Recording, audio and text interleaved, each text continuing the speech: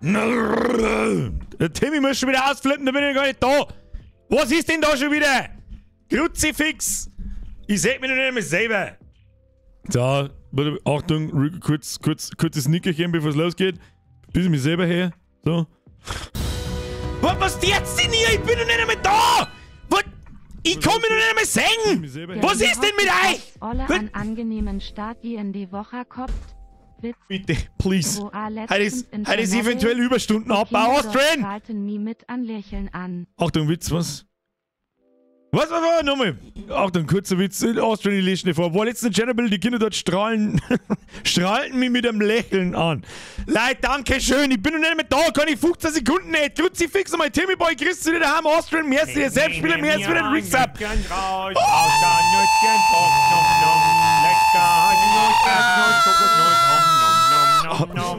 Habe! Selbstspieler, merci dir. Habe! Oh Gott, ich kann doch nicht mehr Habe töten!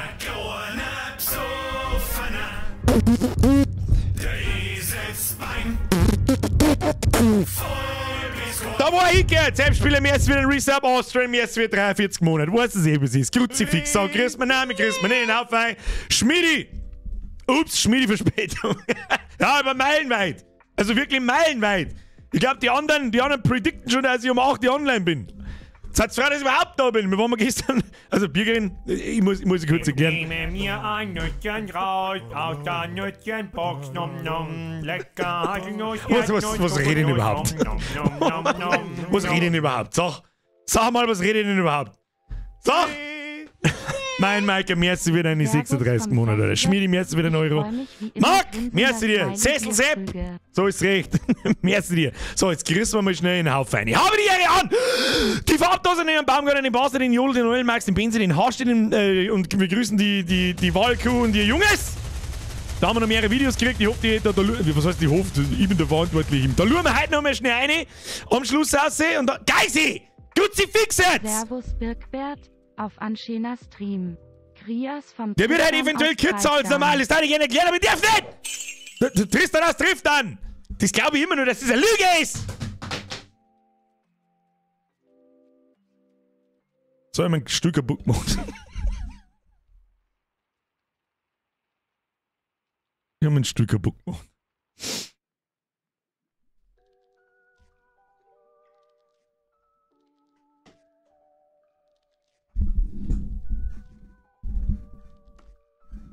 Au.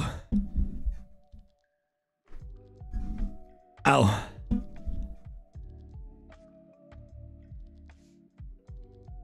Da freu mich aber! Hier 700 € Stui! Der andere hat mich ausgehalten! Was ist denn das? Warte mal.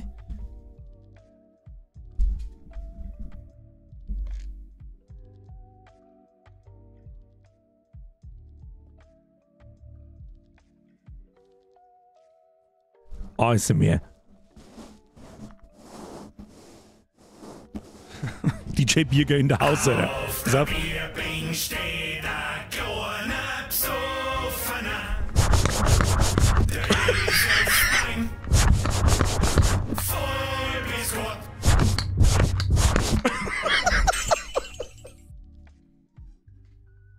Ach, geh.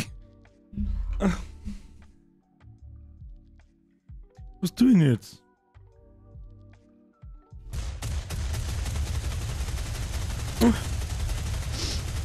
Da ist ein Schrauberl drin, ich kann mal wieder anschrauben. Wie soll ich das machen? Eus Guade an der Birgerin. Smiley mit Sonnenbrille. Da bin ich trauriger Bürger.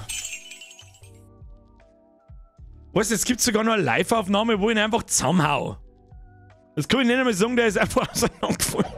Und ich kriege eine neue Lehne. Stuhl 1, Bürger 0. Was? Wenn der Bürger 1, Stuhl 0? Goddammit! Ja gut, wenn wir das auf Zeiten, das muss ich nicht, da muss der Zukunftsbürger irgendwas richten. Leute, der Kruzifix, wir waren jetzt da wo, Geisi, merci, Timmy, merci, Padre, merci, Smikey, merci, Andal, merci, Timmy, merci, Geisi, merci, so. Grüß Gott beieinander an alle, die jetzt auch da sind und die bin jetzt auch da, so, jetzt kann ich mich nicht mehr mit der rechts solo an. Das ist der Letzte! Das sind der Letzte! Schlagschrauber regelt! Ja, der wird einfach genauso wie beim Aldi Stuhl vor dem DX Racer, den ich mir vor 5 Jahren gekauft habe, der war noch Pfennig gut gewesen! Gönnst du dir einmal in deinem Leben irgendetwas? Nein! Haust damit drauf, ist sie. Schund! Deutsches Qualitätsprodukt! Ein Scheißdreck! Hat der kleine Ching Chang Chong und den zusammengeschraubt. Wenn er überhaupt eine Schraube hergenommen hat. Aus Chinesium! So. Also, Kinder. Es kann passieren, dass wir mir halt vielleicht ein bisschen früher aufhören. Halbe Stunde oder so. Eine halbe Stunde früher oder so. Warum? Bürgerin hat heute Geburtstag. Und ich glaube, da haben Leute da. Es war zumindest jemand da, wie ich jetzt gerade angefangen habe, aber das glaube ich, kommen noch bei ihm. Mr. Xena! Achtung!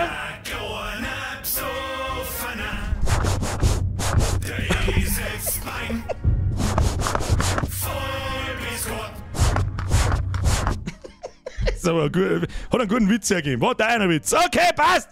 So, aber schau mal aus, der Hocker ist aber nicht von Topstar. Nein, das ist nicht von Topstar, das ist kein Topstar-Hocker. Fremde Leute im Haus. Haha! Was? Gut, fremde Leute. Fremde Leute ist natürlich... Was mich da ja interessieren, was das ist. Pass auf. Ja. Was ist das? Das ist nicht Brocher oder so, das war da einfach drin. Keine Ahnung, was das ist. Und vorher schmieren bin ich auch! Kruzifix! Scheißklump hochschissens! Linsepp!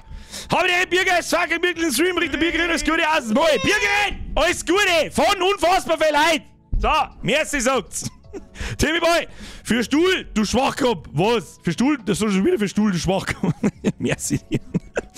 Also um 10.30 Uhr, weil sonst immer bis um 11 Uhr, das stimmt. Das stimmt, schauen wir mal. Wir haben jetzt muss ich mir Luft holen, oder? Kruzifix. Warten wir da irgendjemand besser? Wahrscheinlich schon. Aber ich glaube, dass es mir halt wurscht ist. Was wir dafür tun? Wenn wir nicht am Freitag feiern, dann können wir am Freitag einfach spontan online. Ohne Ankündigung, ohne alles. So, das ist. Vielleicht. Tasche, harten Stuhl gegen weichen Sessel. Das ist richtig. Hauptmann, merci dir! Mir scheint, es wird Zeit für einen neuen Stuhl-Spendenabruf. Vielleicht kommt Backfast mehr als so eine Noble Chair, sagt der Bürgerin, alles Gute. Moi. Ja, weiß ich nicht. Normalerweise haben die da ja immer lebenslang Garantie auch bei Backfast. Die werden mir schon irgendwas schicken oder sagen, wie das Ding richten. Das ist ja im Prinzip. Das Ding war ja schon lang locker. Das ist ja bloß die Schrauben da, aber die Frage ist halt, wie zur Hölle soll ich die Schrauben da einschrauben, wenn das Teil da drüber ist? Das macht überhaupt keinen Sinn. Ja, den krieg ich wieder zusammen. Sagt der, wie es ist. Den krieg ich wieder zusammen. So, ein Stück halt zusammengehauen. Wunderschön, zauberhaft. Das ist ja nichts gebrochen. Glaube ich. Wir werden sehen. Andal, merci dir. Was ist da los? Und der Hauptmann. Hast du, der Bürgersohn.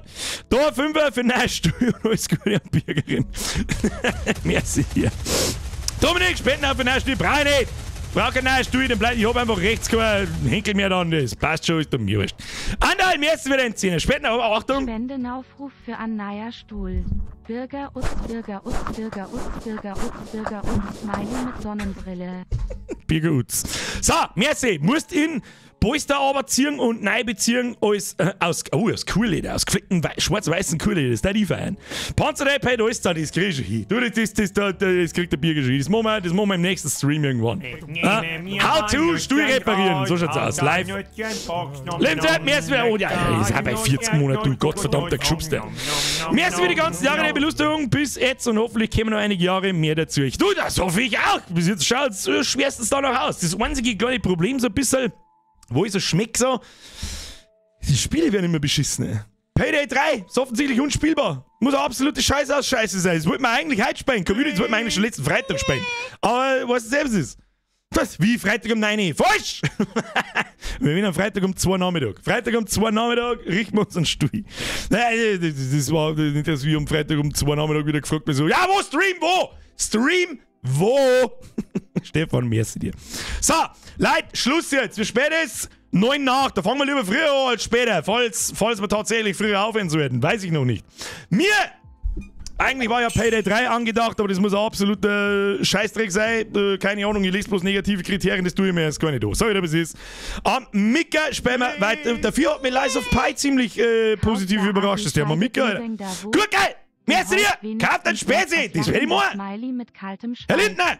Kauft ein gescheite Bier wegen der Folie, wenn ich so aus. Stimmt. Wenn ich auf die drauf trisch, dann prima trinkt.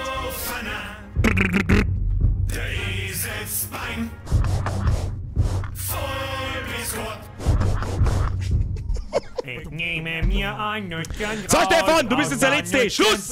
Damit der Alerts sind ausgemacht und dann scrollen wir mir dermaßen durch die Scheiße durch das Ganze aus. Ist nicht gut, dann ist der Cybergamer oder der Letzte.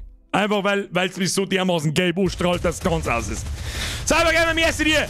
Haut ab, Chris, vor der Spätschicht. Da muss ich herbrechen. Helft nicht. Wird das vorgelesen? Habe DRRT Grias, wo der Spatschicht UIS Guat bei dir? Mittelmäßig. TR.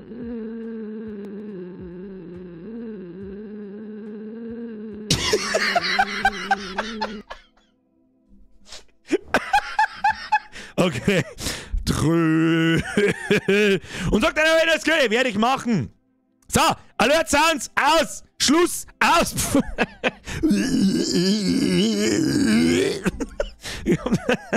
So, Schluss. Wo haben wir stehen geblieben? Also, was nehmen wir heute? Wir wollten eigentlich Payday spielen, Community Zock, aber das schaut mir, da war ich unschlüssig, da haben wir gedacht, so, bevor ich mir die Scheiße installiere, was ist mit denen? Wir haben jetzt mehr nicht fertig werden, darum geht's heute nochmal eine Runde Urlaubs-Community-Review. Ich hoffe sehr, dass mir das Internet diesmal nicht abgehackt ist, da war ich sehr dankbar dafür. Kriminalfeier, Himmel, Hacker, zack. Wir haben, ich hab's jetzt extra festgehackert, beim Hopfen-Konisseur haben wir stehen geblieben. Und ich Vollidiot hab meine eigene Nachricht opened und in den Hopfen-Konisseur seine Nachricht. Darum werden wir im Schnelldurchlauf mal schnell durchscrollen müssen, wo wir waren. Dann schauen wir uns schnell Wale und dann ist gut. So, Tunix-App! Endlich wieder pünktlich zum Burger Monday. Geile Butterblume. Merci dir. Schluss jetzt mit der Umeinander-Donaterei. Heute nicht. Vor allem, heute werde ich Überstunden abbauen. So schaut's aus. Wir schalten jetzt um. So schaut's aus. Also, dann machen wir diesen hier. Jetzt müssen wir eigentlich 1 Bahn frei. Was da ist wieder? Der Leubel-Sepp, der kriegt dann schnell die Privattritte, weil er ein nice Mitglied ist. Hau mir die! So, Schluss mit der Scheiße jetzt! Leubel-Sepp, welcome to the squad, Mr. Timmy Boy, merci. Freust du dich schon auf du? Ja, brutal, Alter. So, da waren wir letztes Mal schon. Vor allem mal kurz, vielleicht haben ja Leute dabei, die letztes Mal noch nicht dabei gewesen sind. Ich habe ja keine Beutel mitgenommen aus dem Urlaub, darum schauen wir uns einfach ein. Ja. Ich habe euch letzte Woche schon gesagt, hey, postet es, ich habe einen extra Textkanal bei mir im Discord gemacht, wer keine Ahnung hat, was das ist, Link ist in der Beschreibung dazu. Da könnt ihr einen Scheiß reinhackeln, maximal 5 Battle und ein Video, bitte ein Kurzvideo dazu, kein Herr der Ringe-Roman schreiben dazu und kurz was war's. Da haben wir letzte Woche mal auf einige ziemlich stabile Dinge getroffen, zum Beispiel nämlich auf das hier. Schau's da. Sieh's dir an. Sieh's dir an. Es ist vom Haarsteh. Und da glaube ich, haben wir ein Stäbel dann. Und da glaube ich, ist mir gut die 20 Minuten Hirnstäbel im, Alter. Schau dir das an. Der Jonan kam jetzt wieder noch in der Euro 11 Stuhlgang. Das ist sehr Stuhlgang. Respekt, Motherfucker. Oh Gott, schau's da an. Und das Krasse ist, das ist der Babywal. Er hat noch mehrere noch mehrere Videos dann noch im Stream. Schluss jetzt mit der Scheiß-Donnerei, Kruzifix! Haut drin, das ist ein Reich! Zurück aus Eiern. Sieh dir das an. Das ist nur der Babywal. Wir schauen uns, er hat noch mehrere Videos geschickt. Bei Videos dieser Qualität jetzt da gleich auf einen Haufen alle einer scheißen dürfen. Sag ich dir, wie es ist. Aber gut! Er hat sich an die Regeln gehalten. Muss man im Haarsteuer einmal F pressen. Ab in den Chat. Todes-F. Und beim Hopfen-Konisseur sind wir stehen geblieben. Und da ich keine Battle nicht mitgenommen habe ich mir gedacht, weißt du was, da schauen wir uns einfach rein und heute machen wir das vielleicht mal ein bisschen schneller, damit wir vielleicht ein bisschen was sehen. Also, stehen geblieben sind wir beim Hopfen-Konisseur. 14 Tage Thailand, heuer im Januar. Das ist da so, gell? Thailand ist quasi, wenn bei uns Winter ist, ist bei denen schön. Einfach ein geiles Land, gutes Essen, selten freundliche Leute. Das ist die Frage. Hast du selten freundliche Leute? Oder hast du selten freundliche Leute? Das ist die wichtigste Frage an dieser Geschichte eigentlich. Leute, eine Landschaft und ein Meer, das ist gleich, die seinesgleichen sucht. Bangkok ist zwar der größte Kulturschock, den man sich vorstellen kann. Ich kann es mir nicht vorstellen, aber ich kann es einigermaßen vorstellen, glaube ich. Aber muss man mal sehen, also ich da durchdrehen. Ich glaube, da geht's zu wie mit dem Affenstall, oder nicht? Wenn ihr euch wegen die Holzteile im Sand fragt, ja, das sind alles Zipfeln, da kannst du für ewige Fruchtbarkeit bieten. Alles klar, schauen wir uns an. Warum? Das ist vom Hofbräuhaus. Hast du das Hofbräuhausbier? Hast du das extra mit umgenommen? Der Michi schreibt, nein, da sind alle freundlich. Da war er jetzt Weiberleiter hat einen Pimmel gehabt, before it was cool. Hab ich gehört, aber was weiß ich schon. Aber ja, ich habe einen Kumpel, Grüße gehen an den Marcy, der lebt mittlerweile in Thailand und kommt immer wieder so alle halbe Jahr kommt er mal zurück und dann trifft man sich und der hat mir auch schon ein paar Beutel gezeigt und schwärmt auch ganz extrem davon.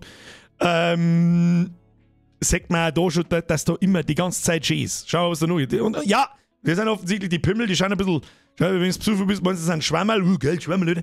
Ist Thailand nicht extremst streng mit Drogen? Ich glaube, Thailand ist das Land, oder? Da, wo es bis zur Todesstrafe gehen kann? Wenn du bloß mit, weiß ich nicht, mit 5 Gramm Gras erwischt wirst, ist das Thailand? Weiß das jemand?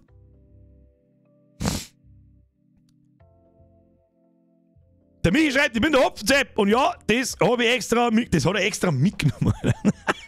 Singapur oder die Philippinen. Singapur ist heftig. Das ist halt schon krass. Also ich lasse mir schon was eingehen hier von wegen Bestrafung bei harten Drogen, sonst irgendwas. Bei Gras finde ich es nach wie vor lächerlich. Ich glaube, da kennt ja jeder meine Meinung. Aber bis zur Todesstrafe wegen Drogen, ich weiß jetzt auch nicht so recht, ob das irgendwie in einem Verhältnis steht. Big Mac, merci wieder ein Resub. Ciao, jedermann, merci wieder ein Zwickel 50. Nochmal, zurück, Bussi aufs Nussi. So, weiter geht's. Pimmel in den... Schau dir das Wasser an. Wie lange fliegt man auf Thailand? Wie lange fliegt man? Das ist doch weit. Schon weit. Wie lange fliegt man auf Thailand? Wie lange fliegt man auf Thailand? 12 Stunden. Singapur, Dubai, da sind's heftig. Ja gut, Dubai, jetzt muss ich muss mich jetzt kurz als Vollidiot outen, wo zur Hölle ist Singapur? Wo ist denn Singapur? Ist das Thailand? Nein. Flug Thailand, 11 Stunden jetzt auf 12 getippt. Bis man da ist. Gut. In Thailand gibt's keinen Kaugummi. Wenn du einen irgendwo hinspuckst, wirst du gestraft, dass die hören und sehen. Das habe ich auch schon mal gehört. Da gibt's auch, glaube ich, mittlerweile mehrere Metropolen, wo das so ist. Dass du für einen Kaugummi einen Stress kriegst. Singapur ist ein eigenes Land? Okay, tschüss. Ja, Erdkunde setzen 6. Ist Singapur, das hat sich jetzt so, in meinem Kopf habe ich da irgendwie eine Metropole. Frag mich bitte nicht warum. Malaysia war 14 Stunden. Das ist eine Stadtstaat. Bei Singapur habe ich einfach eine Metropole im Kopf, frag mich bitte nicht warum. Stadtstaat, fast. Ja, na gut, da war ich gar nicht so weit weg. Also irgendein Gott sei Dank, komplett, nur habe ich nicht als komplett, nur als Behinderter geoutet, nicht als komplett Behinderter. Oh, da habe ich eine Miezi gesehen. Ah, Moment, kann man die größer machen? Nein, ich kann leider nicht reinzoomen. Kann ich zoomen? Nein, leider nicht. Ich habe eine Miezi entdeckt, da. Leider nur in klein, aber Miezi. Aber so, weder geil. Der Strand schaut ziemlich sauber und geil aus. Weder ist, also das Wasser ist glasklar. Gibt von mir stabil. Aber, oh, da ist aber jemand tief unter dem Wasser unterwegs. Schöne Unterwasserbeitel mag ich allweil. Ja, wenn die Gewamperten, ich zähle mich dazu, ich darf das sagen, schauen mir unter Wasser ganz genauso aus. Klassik wird Flak. Stabil! Ja, schau hin. Ja, ich hätte jetzt nicht den Eindruck gehabt, dass in Thailand der Strand so sauber ist. So, da ist ja nicht einmal Dreck, das ist ja wirklich bloß Sand. Stefan! Geogesser, wann? Ja, das wird super. Geogesser war super. Das kann man eigentlich auch mal machen. Stimmt, wenn wir mal ein Loch brauchen, jetzt kommt der Nachher Oktober ab nächster Woche, dann vielleicht haben wir mal irgendwann einen Geogesser. Das wird die ultimative Peinlichkeit, oder? Im Browser öffnen, dann geht zoomen. Das stimmt, aber ich habe keine Szene eingerichtet, dass ihr das im Browser anschauen könnt. Darum, also ich konnte mich in Großer schauen, ihr nicht. Aber schöne Battle, wunderschön, ihr habt es sehr. Schöner Beitrag, Dankeschön. So, Birgit, meinst du, dass es noch ein Bier gibt? Das habe ich schon lange nicht mehr gesagt, wenn ein Birgit da war. Die war in Wacken unterwegs. Wacken muss ja eine einzige Lettenschlacht gewesen sein, da haben wir, glaube ich, letztes Mal schon ein paar Battle gesehen. Achtung, ich sehe da schon ein Video, wo sie sich mit dem Bulldog abschleppen lässt. Achtung. Okay, du hättest locker Funke. Ist nicht kaputt. Wir sind stecken geblieben. Immer wenn Bayern versuchen, Hochdeutsch zu reden. Was ist da los? Du hättest locker fahren können, sag selber. Sag selber! Aber hat es irgendjemanden gegeben, der da nicht mit dem verfickten Bulldog ausgezogen werden müssen? Was haben wir da? Den ganzen Saufen! Nur einer schaut wurdiger wie der andere! Hast du ja hin! Und er ist ein bisschen verwirrt. Grüße an den Metal Squad, sag ich da bloß. Was haben wir noch? Schöne Letten. Schön. Und die geht auch bis zum Schienbohr, ich seh's. das haben wir einmal. Was war das für. Was war denn das? Ja, das war einmal Rock im Park, weiß ich noch. Das war. Da hat's die Leute. Das glaube ich, habe ich auch schon mal erzählt, weiß ich nicht. Da hat's duscht, oder? Das habe ich in meinem Leben noch nicht gesehen. Das habe ich noch nie mitgemacht, wie es da geregnet hat. Das war 2008, glaube ich. Da habe ich mich unter der Mülltonne versteckt. Ich wollte mich nicht reinsitzen, dann habe ich gedacht, dann habe ich den Deckel aufgemacht und habe mich unter den Deckel eingesetzt. Weiß ich noch. Und dann hat es dermaßen gewedert, dass, glaube ich, innerhalb von Minuten so hohes Wasser gestanden ist auf dem ganzen Platz. Und dann hat es blitzt und donnert. Und die Leute haben sich unter dem Baum gestellt. Natürliche Auslese, hilft eh nicht. Da ist Birgit, meine Eltern sind aus Rumänien, ich darf meinen Mischmasch haben und Squat-Pulli an. Oh, den hab ich nicht. Da! Fuck, den hätte ich fast übersehen. Schau hier! Squat-Pulli, stabil. Kriegt einen Instant Molto-Bene. Was haben wir denn noch? Wacken! Schon lang vorbei, du Spast! Ein schönes Bettel. Das sagen, was du magst. Was hast du wieder für 800 Millionen Euro Handy, das in der Nacht 10 Bettel zusammenbringt? Oder ist wieder gefotoshoppt wie Sau? Schön! Ja, ich sag das, wie es ist. Ich glaube, ich darf's nicht mehr der Bocker. Jetzt, ja, schmatzen wir mir bei uns so, Festival, ja, war schon mal irgendwie wieder geil. War schon mal wieder geil. Und dann denke ich so drüber nach, so, lecky, der boxt nicht. Ich sag das, was es ist. Kriegt auf alle Fälle mal, da ist ein Ochsenfetzen-Semi. Das ist quasi ein Pultochs. Schaut stabil aus. Ich finde halt geil, dass wirklich nichts anderes drin ist, außer Ochsenfetzen. Es ist halt einfach, weißt du, hättest du ihm gesagt, Alter, lass die Semi weg, schmeiß mir das Fleisch einfach in Zerwetten rein, das passt auch. Willst nur du, das passt auch? Aber jeder reinbeißen, sag ich dir, was ist. Ja gut, Soße ist wahrscheinlich mit dem Fleisch, aber ein bisschen was. Ein bisschen, irgendwas. Ich weiß auch nicht, was tut man normalerweise? Gehört ein Krautsalat rein, so in so einem Pulled-Pork-Burger. Aber stabil. Bestellst beim Dönermann, ich hätte gerne Semi mit Fleisch. Ohne Salat, ohne Zwiebel, ohne Blaukraut, ohne Sauce und ohne viel Schaf. Stabil! Da die einfressen, so wie es ist. Danke für deinen Beitrag, Birgit. Stefan! Venedig. Juli 2022. Tagesausflug. Kann man von Wien einmal schnell nach Venedig fahren? Wie lange fahren wir da? Stefan, wie lange fahren wir da? Mit dem Bus oder was? Unten war ein Klecks Klautsalat drin, sonst nichts, mega geil. Die haben gesagt, dass ich jetzt einsparen kann, du Trottel. Da war Soße und Schaf gehört rein. Im Döner schon, ja. Ich mag auch einen Salat und Zwiebel im Döner, ist wichtig. Das Einzige, was ich im Döner nicht mag, sind Tomaten. Ich mag auch Tomaten in einem Burger nicht, weil die alles wasserig machen, viel Teufel. Und ein scheiß Tomaten schmeckt aber doch gar nichts. Da braucht mir auch kein anderer irgendwas verzeihen. 35 Minuten Flug ab Wien. Jetzt geflogen. Da dauert der Aufenthalt am Flughafen und auf dem Koffer. Und gut, du hast wahrscheinlich bloß ein Handgepäck dabei. Ja, dann geht's. Ja, okay. Ja, schauen wir mal rein. Venedig, da hat mein Papa gesagt, das ist eine unfassbar dreckige Scheißstadt. Der erste, schaut sehr. Wie nennt man die? Weißt du, das ist keine so eine Tour, wo so Moscheeschreier, die da irgendwie um 6 in der Früh so irgendwie es schaut recht muslimisch aus, dieses Gebäude. Ich kann mir nicht helfen. Sag dir, was ist? Stell dich nicht so, du frisser Eier. Was? Schaut irgendwie eckert aus. Eckert schaut aus. Schaut aber sehr moscheehaft aus, irgendwie. Aus irgendeinem Grund. Muizin, ja! Wieso wisst ihr so einen Scheiß? Wieso wisst ihr so? Oh, Katzel, grüß dich, Chef! Aber das länger da, jetzt bin ich da. Meine Arbeit dauert heute nicht so lang. Ich bin vielleicht früher weg. Der Mehr wird entwickeln. Der Muizin, da steht was, wo ich es lese, weiß ich es auch, aber wir wissen sowas auswendig. Oder was ist mit euch? Ich wollte es nicht wegmachen. Aber weiter geht's. Was haben wir da noch so? Ja, so stelle ich mir Venedig eigentlich vor, muss ich ganz ehrlich sagen. Wieso baut man seine Häuser dann eigentlich so ins Wasser rein, wenn man ganz genau weiß, dass 2 Meter drüber einfach sowieso der Putz runterfällt? Wieso mache ich dann überhaupt einen Putz hin? Sag. Döner nur mit Fleisch ist ein Döner Kannibale. Tatsächlich bestellbar. Das lese ich zum ersten Mal. Der ganze Keller unter Wasser. Not like this. So stelle ich mir aber Venedig vor. So. Das Wasser ist jetzt erstaunlich. Das ist mit der Papa wegen angeschwindelt, meine ich. Schaut erst halbwegs sauber. Wie tief ist das da? Das ist ja nicht recht tief da, oder? So, wo die Stadt drin steht. Kenn mich nicht aus. War noch nicht in Venedig. Das schaut aus. Es ist ja... ist dann normalerweise ein riesengroßer Circle Pit rundum. Heute bewegen wir uns schon wieder on the edge, oder schnell schon weiter. Schönes Battle, um Gottes Willen. Ist das nicht... Ist das nicht das, was der Spider-Man kaputt macht in Gott, die scheiß 3, nein, füll mich alles noch nicht fast gleich, was weiß ich, Alter. Ja, Tomb Raider 2, ja, und das ist eigentlich das erste, an was ich denken muss, wenn es um Venedig geht, ist Tomb Raider 2 bei mir. Ist der Markusplatz. Kaffee 17 €?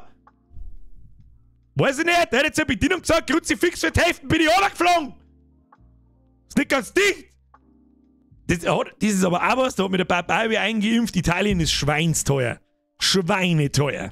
Aber gut, also ganz ehrlich, wenn Touri, no front an den Stefan, wenn die Touri-Trottel 17 € für einen Kaffee zahlen, da die auch 17, da die 18 draufschreiben. So, was ist. Und das ist der, wie heißt der? Hat der Spider-Man kämpft, oder? Gegen den grünen Trottel mit dem Wasserelementar und so weiter. Das glaube ich ist genau die Brücke, oder nicht? Bin mir nicht sicher. Bin unschlüssig. Es war eigentlich lustig, wenn wir wieder so einen Ort entdecken, wie letztes Mal bei Monkey Island. Was haben wir noch? Weil. Ja!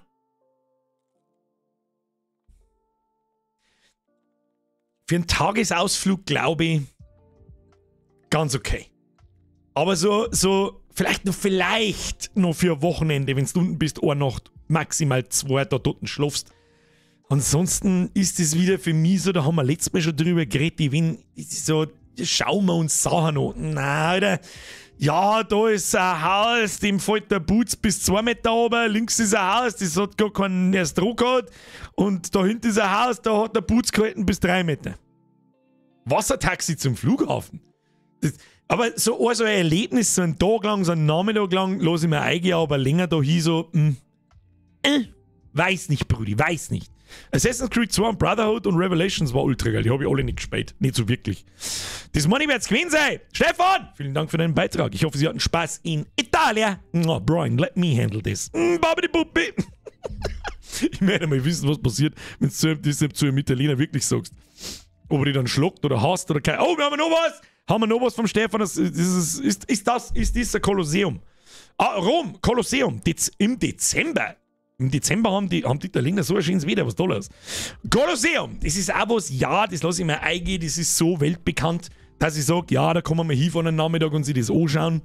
Ist schon sehr eindrucksvoll, etc. Ich meine, schau es dir an. Man war damals schon in der Lage, sich eine Sachen zu bauen. Mal weiter, was haben wir da noch so?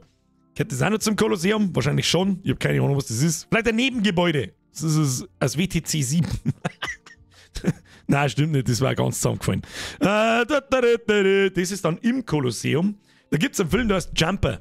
Das ist das einzige Mal, das verbinde ich mit dem Kolosseum. Da ist auch einmal, da nimmt das ja alle mit ins Kolosseum hinein.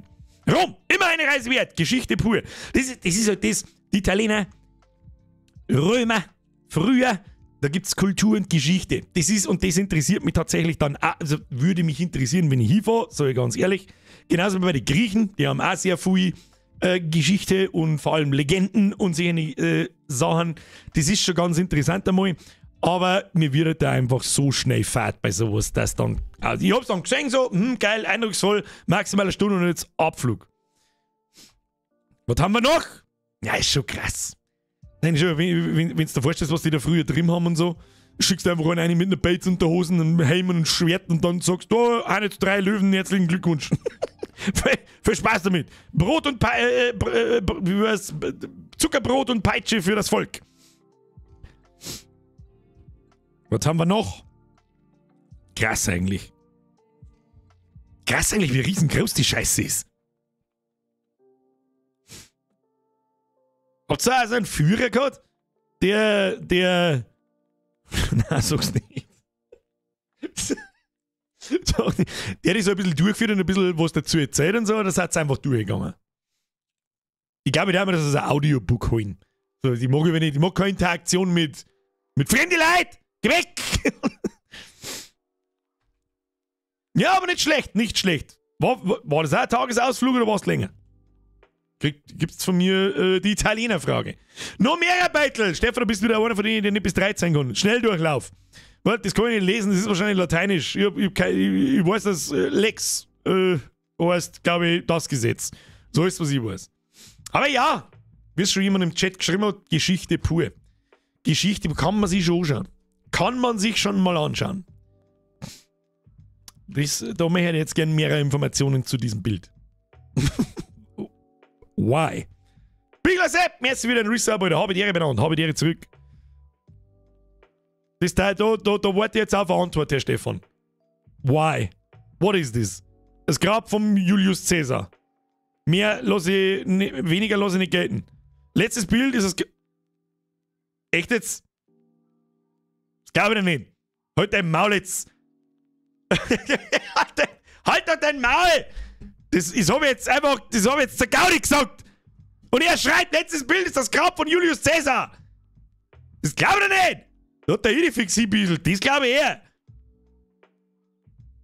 Das ist ein random Storhaufen. Ich glaube, einer wird die Touris vielleicht ein bisschen eine Kacke-Wurst erzählt. Ich weiß nicht. Hat ihm da jemand Rosen hingelegt oder ist es einfach bloß Kobe? war da eine Brezenstange halt drin? Keine Ahnung. Achtung, der YBO hat einen kleinen Trivia-Text dazu. Im Jahr 80 wurde das Kolosseum mit 100-tägigen Spielen eröffnet. Das habe ich auch schon mal irgendwo gelesen. Unter anderem mit Gladiatorenkämpfen, nachgestellten Seeschlachten und Tierhetzen, bei denen 5000 Tiere in der Arena getötet wurden. Ja, hätte mal 5000 von den Trottel umgebracht. Ich flippe aus. Doch, das ist tatsächlich das Grab. Ja, ich weiß nicht, ob da nicht vielleicht ein bisschen was dazu erfunden wird. So, ich weiß nicht, wieso soll man. Ist das direkt am Kolosseum? Wieso soll man. Nein, das glaube ich nicht. Und wieso ist das noch zu? Das glaube ich nicht. Nein, glaube ich nicht. Da meine ich, ist geflunkert worden. Sind das da Gatestickel? Haben wir den Gate so irgendwo auf wieder einsteigen und das. Mehr so für die Donations habe ich die. Aber cool. Herr Stefan, war mit Sicherheit schöne Ausflüge. Danke für den Beitrag. Was haben wir da? Da will man Tobi. Der hat bloß ein Beitliner geschickt. Das ist das Sozialste, was ich jemals gesehen habe. Jetzt pass auf, wo war er? Sonnenaufgang in Porridge, das haben wir letztes Mal schon gelernt, das ist in Kroatien. Und 5:30 in der Früh, dass wir bis dahin am Strand bei Rüschel und Gin Tonic geguckt sind, erwähnen wir jetzt mal nicht. Wahrscheinlich immer noch, eher gesagt. Er hat es nicht aufgestanden. Sag's, was ist. Die restlichen Beutel sind aufgrund exzessiven Weißweinkonsums eher nicht für den Stream geeignet. Lass ich durchgehen. Aber das Porridge war das weiß ich wieder nicht mehr so, habe ich wahrscheinlich wieder hier rein, da raus. Porridge war die Stadt, war das die Stadt direkt so, die so typisch ist für, dass die da so ganz nah am Meer dort ist, so? Weiß ich nicht mehr. War das Porridge? Oder war das war was anderes? Weiß ich nicht mehr! Ich habe immer da bemessen für einen Beitrag, ich hoffe, Sie hatten Spaß. Auwetzwack, jetzt haben wir einen Militärler da. Der Herr Murkowski! War ich mal ein bisschen unterwegs, mein Hobby zum Ausleben als Planespotter, in Klammern Zeltweg in der Steiermark. Jetzt pass mir an, Alter, das ist doch gelungen, dass du die Fotos gemacht hast. Das ist doch gelungen, dass die Fotos von dir sind. Die hast aus irgendeinem Quartett runtergescannt, sagst was ist. Das saubert's gut. Schaut aus wie Scheiß, schaut aus wie, weiß ich nicht. Rheinmetall, macht Rheinmetall Flugzeug, ich weiß wahrscheinlich nicht. Aber ist ja vollkommen wurscht. Schaut aus wie eine Rheinmetall-Werbung. Ja? Stark. Das ist wirklich stark. Not bad. Das was ich meine ist Rovinj oder Rovinji, das haben wir letztes Mal schon nicht herausgefunden. Not bad. Da schreibt jemand, da ist ein Eurofighter, da kenne ich mich nicht aus damit, ich habe keine Ahnung von Düsenjets. Ich weiß bloß, was ist Schwarz im Flug 1000? Tja, 2023 darf man das leider Gottes nicht mehr sagen. Ein Düsen, nee, ja, was ist eh. Geh, hör mir doch auf, dass du die Beitel gemacht hast! Das ist doch gelungen, Alter. Du hast einfach von irgendeinem Quartett aber gescannt. Krupp, Flugzeuge, später haben sie dann Aufzüge gemacht. Hat Krupp nicht auch mit Sicherheit dann Stahl geliefert für Panzer und so weiter. Die waren alle dabei. Was hätten sie aber auch da sollen? Rheinmetall baut aber zeigt das, was die Flugzeug schnell overholt. Das stimmt. Meinen die nicht diese Flak-Lastwagen und so ein Scheiß? Der Düsenbohrer, richtig. Richtig, geil. Unten rechts Photoshop. Wo ist Photoshop? Ja, ich wollte gerade sagen, und das da unten schaut nach Photoshop aus. Ein bisschen Blödsinn muss sein. Sauberer Grenzturm vom LeBron im Hintergrund. Stimmt, warum brennt da keine rote Fackel um und warum tanzen da nicht irgendwelche nockerten Vollidioten drauf? Verstehe ich nicht, das ist absolut unrealistisch. Aber wenn die von dir an die Fotos im Ernst jetzt, ich hoffe, du bist übrigens anwesend, super awesome. Das ist ein cooles Hobby. Kannst du sagen, wer macht schon sowas? Was haben wir noch? Das ist, geh halt doch dein Maul! Das ist ein verdammter Düsenjet, der fliegt mit 5000! 5000, wie kriegst du da gestoßen? Scharf gut mit der entsprechenden Kameraeinstellung natürlich, aber so scharf, so gut, so groß, so. Oder fliegt der 5 Meter über den Boden und du liegst so drunter. Glaube ich nicht. Da platzt das Trommelfell, glaube ich. Aber nice! Schöne Geschichte. Schöne Sache. Und offensichtlich ist der Eurofighter, ich hab keine Ahnung. Kann der was? Kann der mit dem Ami-Zeug mithalten? Der hat doch nicht ganz sauber und so, oder? Die haben doch voll den krassen Scheiß. Kriege ich mit dem S23 Ultra auch hin. Das sind Handys, die kauft man sich nicht. Das tut man einfach nicht. Der Landgrad, so schnell ist der da nicht. Woher wisst ihr, dass der da landet? Okay, weil er das Fahrgestell heraus hat. Vielleicht steht er aber auch gerade. Und fährt's gerade ein. Woher möchtet ihr das wissen? Das ist der Reiherflagge, da muss ich das Gold nicht draufsetzen. Stabil. Herr Makowski, vielen Dank für Ihren Beitrag. Haben wir wieder was gehört? Das gehört eigentlich auch ein bisschen in Hobbyschmerz rein. Ja, wenn du mal ein paar Fotos machst, für das ist der Hobbyschmerz da. Hau rein.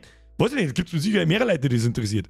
Henzo, der Druide. Im März war er in New York. Oh, der Henzo war ein ganz gescheiter. Der hat einfach 6 Battle in one Seite da. Da werden wir nicht recht viel sehen.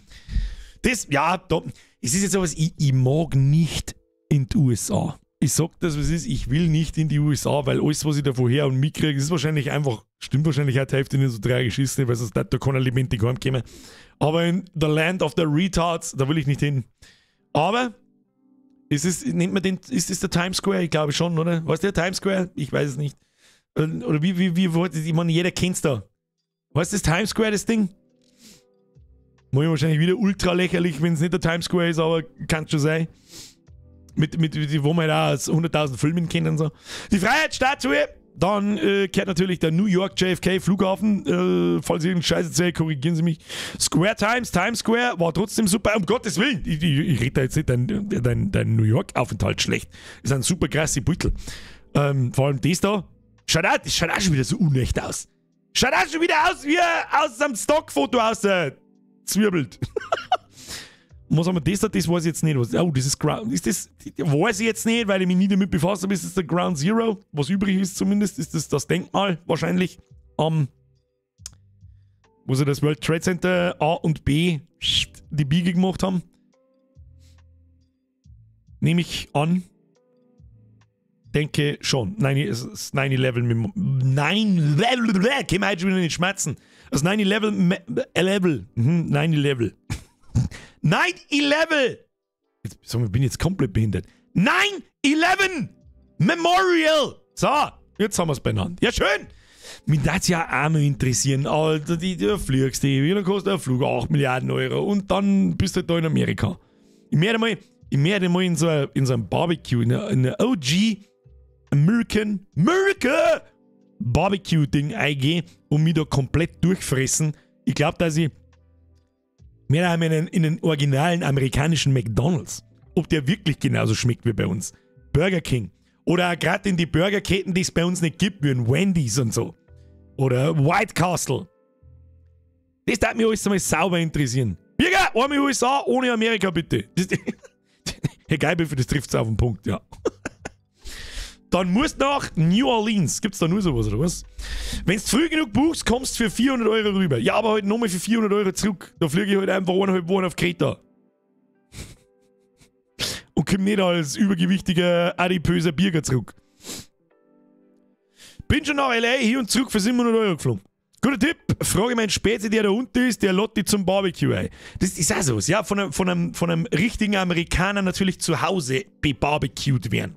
War auch einmal interessant. Ich hätte sogar auch Bekannte in Florida. Das heißt, bekannt ist vielleicht ein bisschen viel gesagt, aber sagen wir es so, von meinem Pap Bekannte in Florida, zu denen ich theoretisch mal kurz Kontakt hatte, und die haben mich auch schon mehr eingeladen, aber das ist halt mehr so, man kennt sie nicht wirklich, die kennen halt meinen Pap. Oder haben meinen Pap kennen, sagen wir es so. Da hat mich auch natürlich, da hat es mich stickt, ja, natürlich. Mr. Druide, gibt's einen Daumen nach oben. Was haben wir da? Ein Wallmann! Das sehe ich schon wieder Merchandise von mir. Das kann man schon mal in die Kamera halten, das ist immer gut. Indirekte Werbung ist immer gut. Meine Urlaube in diesem Jahr. Regensburger Herbstdude, das ist kein Urlaub! Du besoffener Oh, lass ich durchgehen. Und nein, hat er erst 2 Schluck intus. Tejde? Weiß ich nicht, was Tejde ist, keine Ahnung, klingt auch wieder ein bisschen nach Kroatien. Bei Sonnenuntergang. Höchster Vulkan auf der... Okay, das ist doch nicht Kroatien, das ist Teneriffa, ist Spanien. Schluss. Heute nicht! Herr Kreuzbott! Heute so nicht! Wir werden nämlich ein bisschen früher aufhören müssen.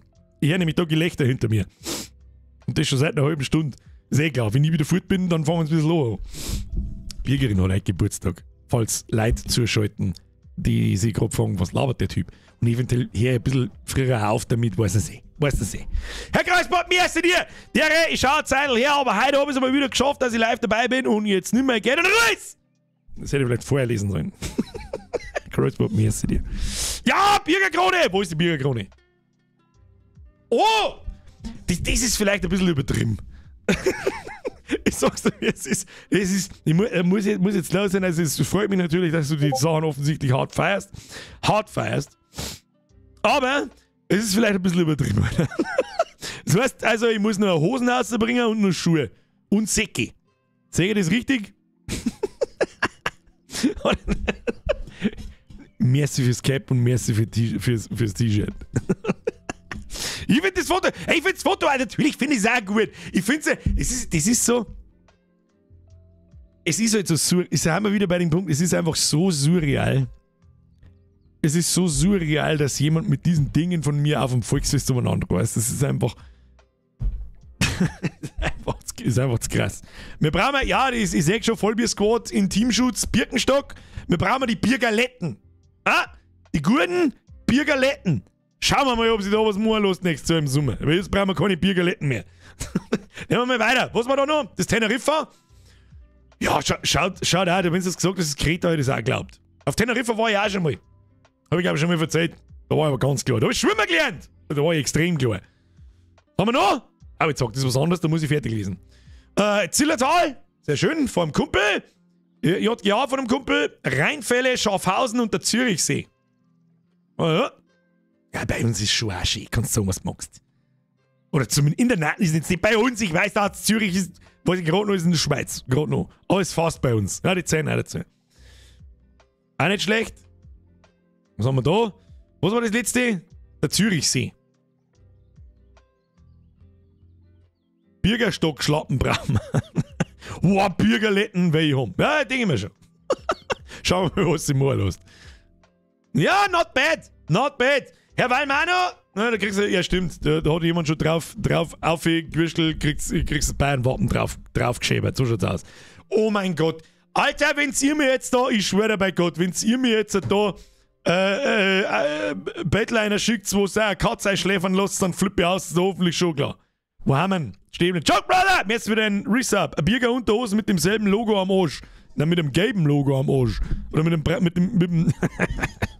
braunen Logo am Arsch. So schaut's aus. Müssen wir mal schauen. Habe ich einen Pickler eigentlich mäßig gesagt? Weiß ich nicht. Mäßig wieder ein Resub. So, Schluss jetzt. Der Undrummable. Schön auf Kos gewesen. Das ist eine griechische Insel. Das weiß ich ausnahmsweise mit der Verlobten. Aber jetzt zwar, hat es wieder einmal lebenslänglich abgeholt. Eigentlich kann man auf die Insel rein gar nichts mehr außer fressen und saufen. Und das auch bloß im Hotel. Echt jetzt? Gibt's ja gar die Strände nicht? Mir war nämlich auch schon mal kurz davor gewesen, so, dass wir mal an die griechische Insel ausprobieren und da war ein Kos darunter gefallen. Und das erste Krankenhaus der Welt ist da. Das habe ich nicht gewusst. Aber naja, sehr erholsam war es trotzdem. Und dass ich aufs Cap angesprochen worden bin, habe ich ja schon gesagt. Stimmt, da hast du was erwähnt. Ich erinnere mich. Diesmal bin ich nicht im Urlaub angesprochen worden dafür. Er fürs Cap passt. Los jetzt sehen. So, was haben wir da? Stabil, die guten neuen Strandfotos. Da haben wir wieder keine Geduld nicht gehabt zum Warten, dass er da hinten abhaut und die da abhauen. Musst deiner Verlobten sagen, so, nochmal so ein Scheiß. Schluss. Kannst du weißt gleich leiharzen. So, oder was ist? Ist da ein Drummable da? Ich weiß nicht. Holy, hasst er mich nicht. Stabiles Battle! Aber da lässt er mal ja KI drüber laufen, die da rausschneidet und den Typen da hinten rausschneidet. So, oder was ist? Was haben wir noch? Auf Kos gibt's die Milka-Kuh. No. Okay, ist das ein Miezi? Ist das ein Miezi, die ich hab gemeint, das ist der Katz, das der einschläfern hat lassen. Ich weiß es nicht. Aber es ist ein Straßenmiezi, hä? Straßenmiezi in der kalten Hand hier eingewickelt. Gibt's von den Daumen nach oben. So, was ist? Die schläft. Okay, bin schon stark. Es hat, sagt selber, in klar schaut die Miezi nicht gesund aus. Sagt sie's, was ist. Sagt sie's, wie es ist. Da haben wir noch mal Miezi. Ja, nein, auf diesen Inseln wimmelt's halt. Das war jetzt, gut, wir waren noch nicht recht viel woanders jetzt, aber in Kreta wie die Hölle. In Spanien war es wie die Hölle, überall einfach Straßenkatzen. Das war das. Nehmt's eine mit heim! Oh, da wird die griechische Fahne drauf geschmettert. Immer. Griechenland, immer gut. Beste Land in der Welt. Die Breitis! Wir waren im Mai in der Türkei bei Alanya. Das muss ich kurz überlegen, das haben wir mir nämlich auch schon mal überlegt, wo Alanya gleich wieder ist. Aber es ist ja sowieso vollkommen wurscht. Es ist in der Türkei, das weiß ich auch, aber wo in der Türkei? War super, aber das Meer war nicht so warm, aber es ging auch. Wann war's da? Im Mai. Uff. Da kann ich ein Lied davon singen. Ich war ja jetzt letztes Jahr und dieses Jahr im Juni im Urlaub und das Meer war einfach bei 20 oder 22 Grad und dort friert es mir einfach. Ja? Also muss im Mai noch viel schlimmer sein und unter 20 Grad am Tag, da darf ich nicht reingehen. Das darf ich nicht der Bocker. Aber es ging auch. Sonst war es super. Wollte nie in Türkei, aber wir haben spontan gebucht und in der Türkei war das günstigste. Das ist auch bei uns ein bisschen der Grund. Da kriegst du in der Türkei, Bürgerin mag überhaupt nicht in der Türkei und bei mir ist so 50-50. Ich denke mir halt so, da wirst du als Tourist halt behandelt wie der liebe Gott. Und da gibt es 5-Sterne-Hotels, Alter. Und die kosten genauso viel wie ein normaler Urlaub. Das sind verfickte Paläste. Und da wirst halt du da drin bedient wie der Kini himself. Deswegen mehr hätte ich schon gerne mal. Ich glaube, dass das nicht schlecht ist. Aber schauen wir uns mal ein paar Bettel an und dann wir es vielleicht sehen. Man bedenke, es ist Mai, da ist vielleicht das Wetter auch noch nicht so ganz krass. Ägypten, 30 Grad Wassertemperatur, beste. Was, im Mai? Gut, es ist ja noch mehr ein ganz Stückchen weiter südlich Richtung Sahara als die Türkei. Muss man vielleicht auch dazu sagen. Ach so, schaut stabiler. Es ist sogar ein bisschen sehr grün, finde ich, für das, dass es so nah ist. Das am Meer? Ich nehme mal schon an, dass das da kein See ist. Ja, weiter. Ja, es fällt darüber überhaupt nichts. Stabil. Aber es schaut da unten alles so mediterran aus. So. Wenn du gesagt hast, das ist in Kreta, hätte ich gesagt, so, ja, kann sein.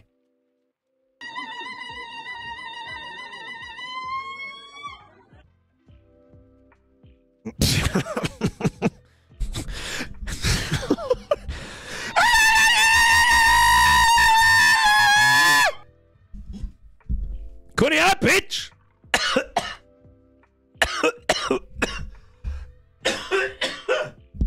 Puh. Hab ich nicht können singen! Soll ich was ist, hab ich nicht können singen. Der Dittmann-Sepp, mir ist wieder ein Euro. Wie ist eine Bürgerin die Geschenke ausgefallen? So. Oh, der war viel besser, wie eigentlich damit geredet. Dittmann-Sepp, merci. Weiter! Ja, schau hier. Das ist so der einzige Nachteil. Oft einmal so 5-Sterne-Hotels, das war bei uns auch. Ja, oh mein Gott, der hat ja 5-Sterne-Hotel letztes Jahr im Juni geleistet, das wissen die meisten. Ist oft so, und da war es bei uns genau das Gleiche. Da hast du einen eigenen Strandabschnitt und bla und eine riesen Anlage und kacki Würstel. Ich sag schon im Chat, hat es ein wenig gedauert. Und ist dann schon verstanden worden vom Jacke und vom Wurzelsepp. Da müsst ihr wieder schauen, gell? Wie ist denn ausgefallen? Dünn. Dann ist da immer so ein abgeschlossener Strandabschnitt und wahrscheinlich auch aufgeschütteter Sand und so.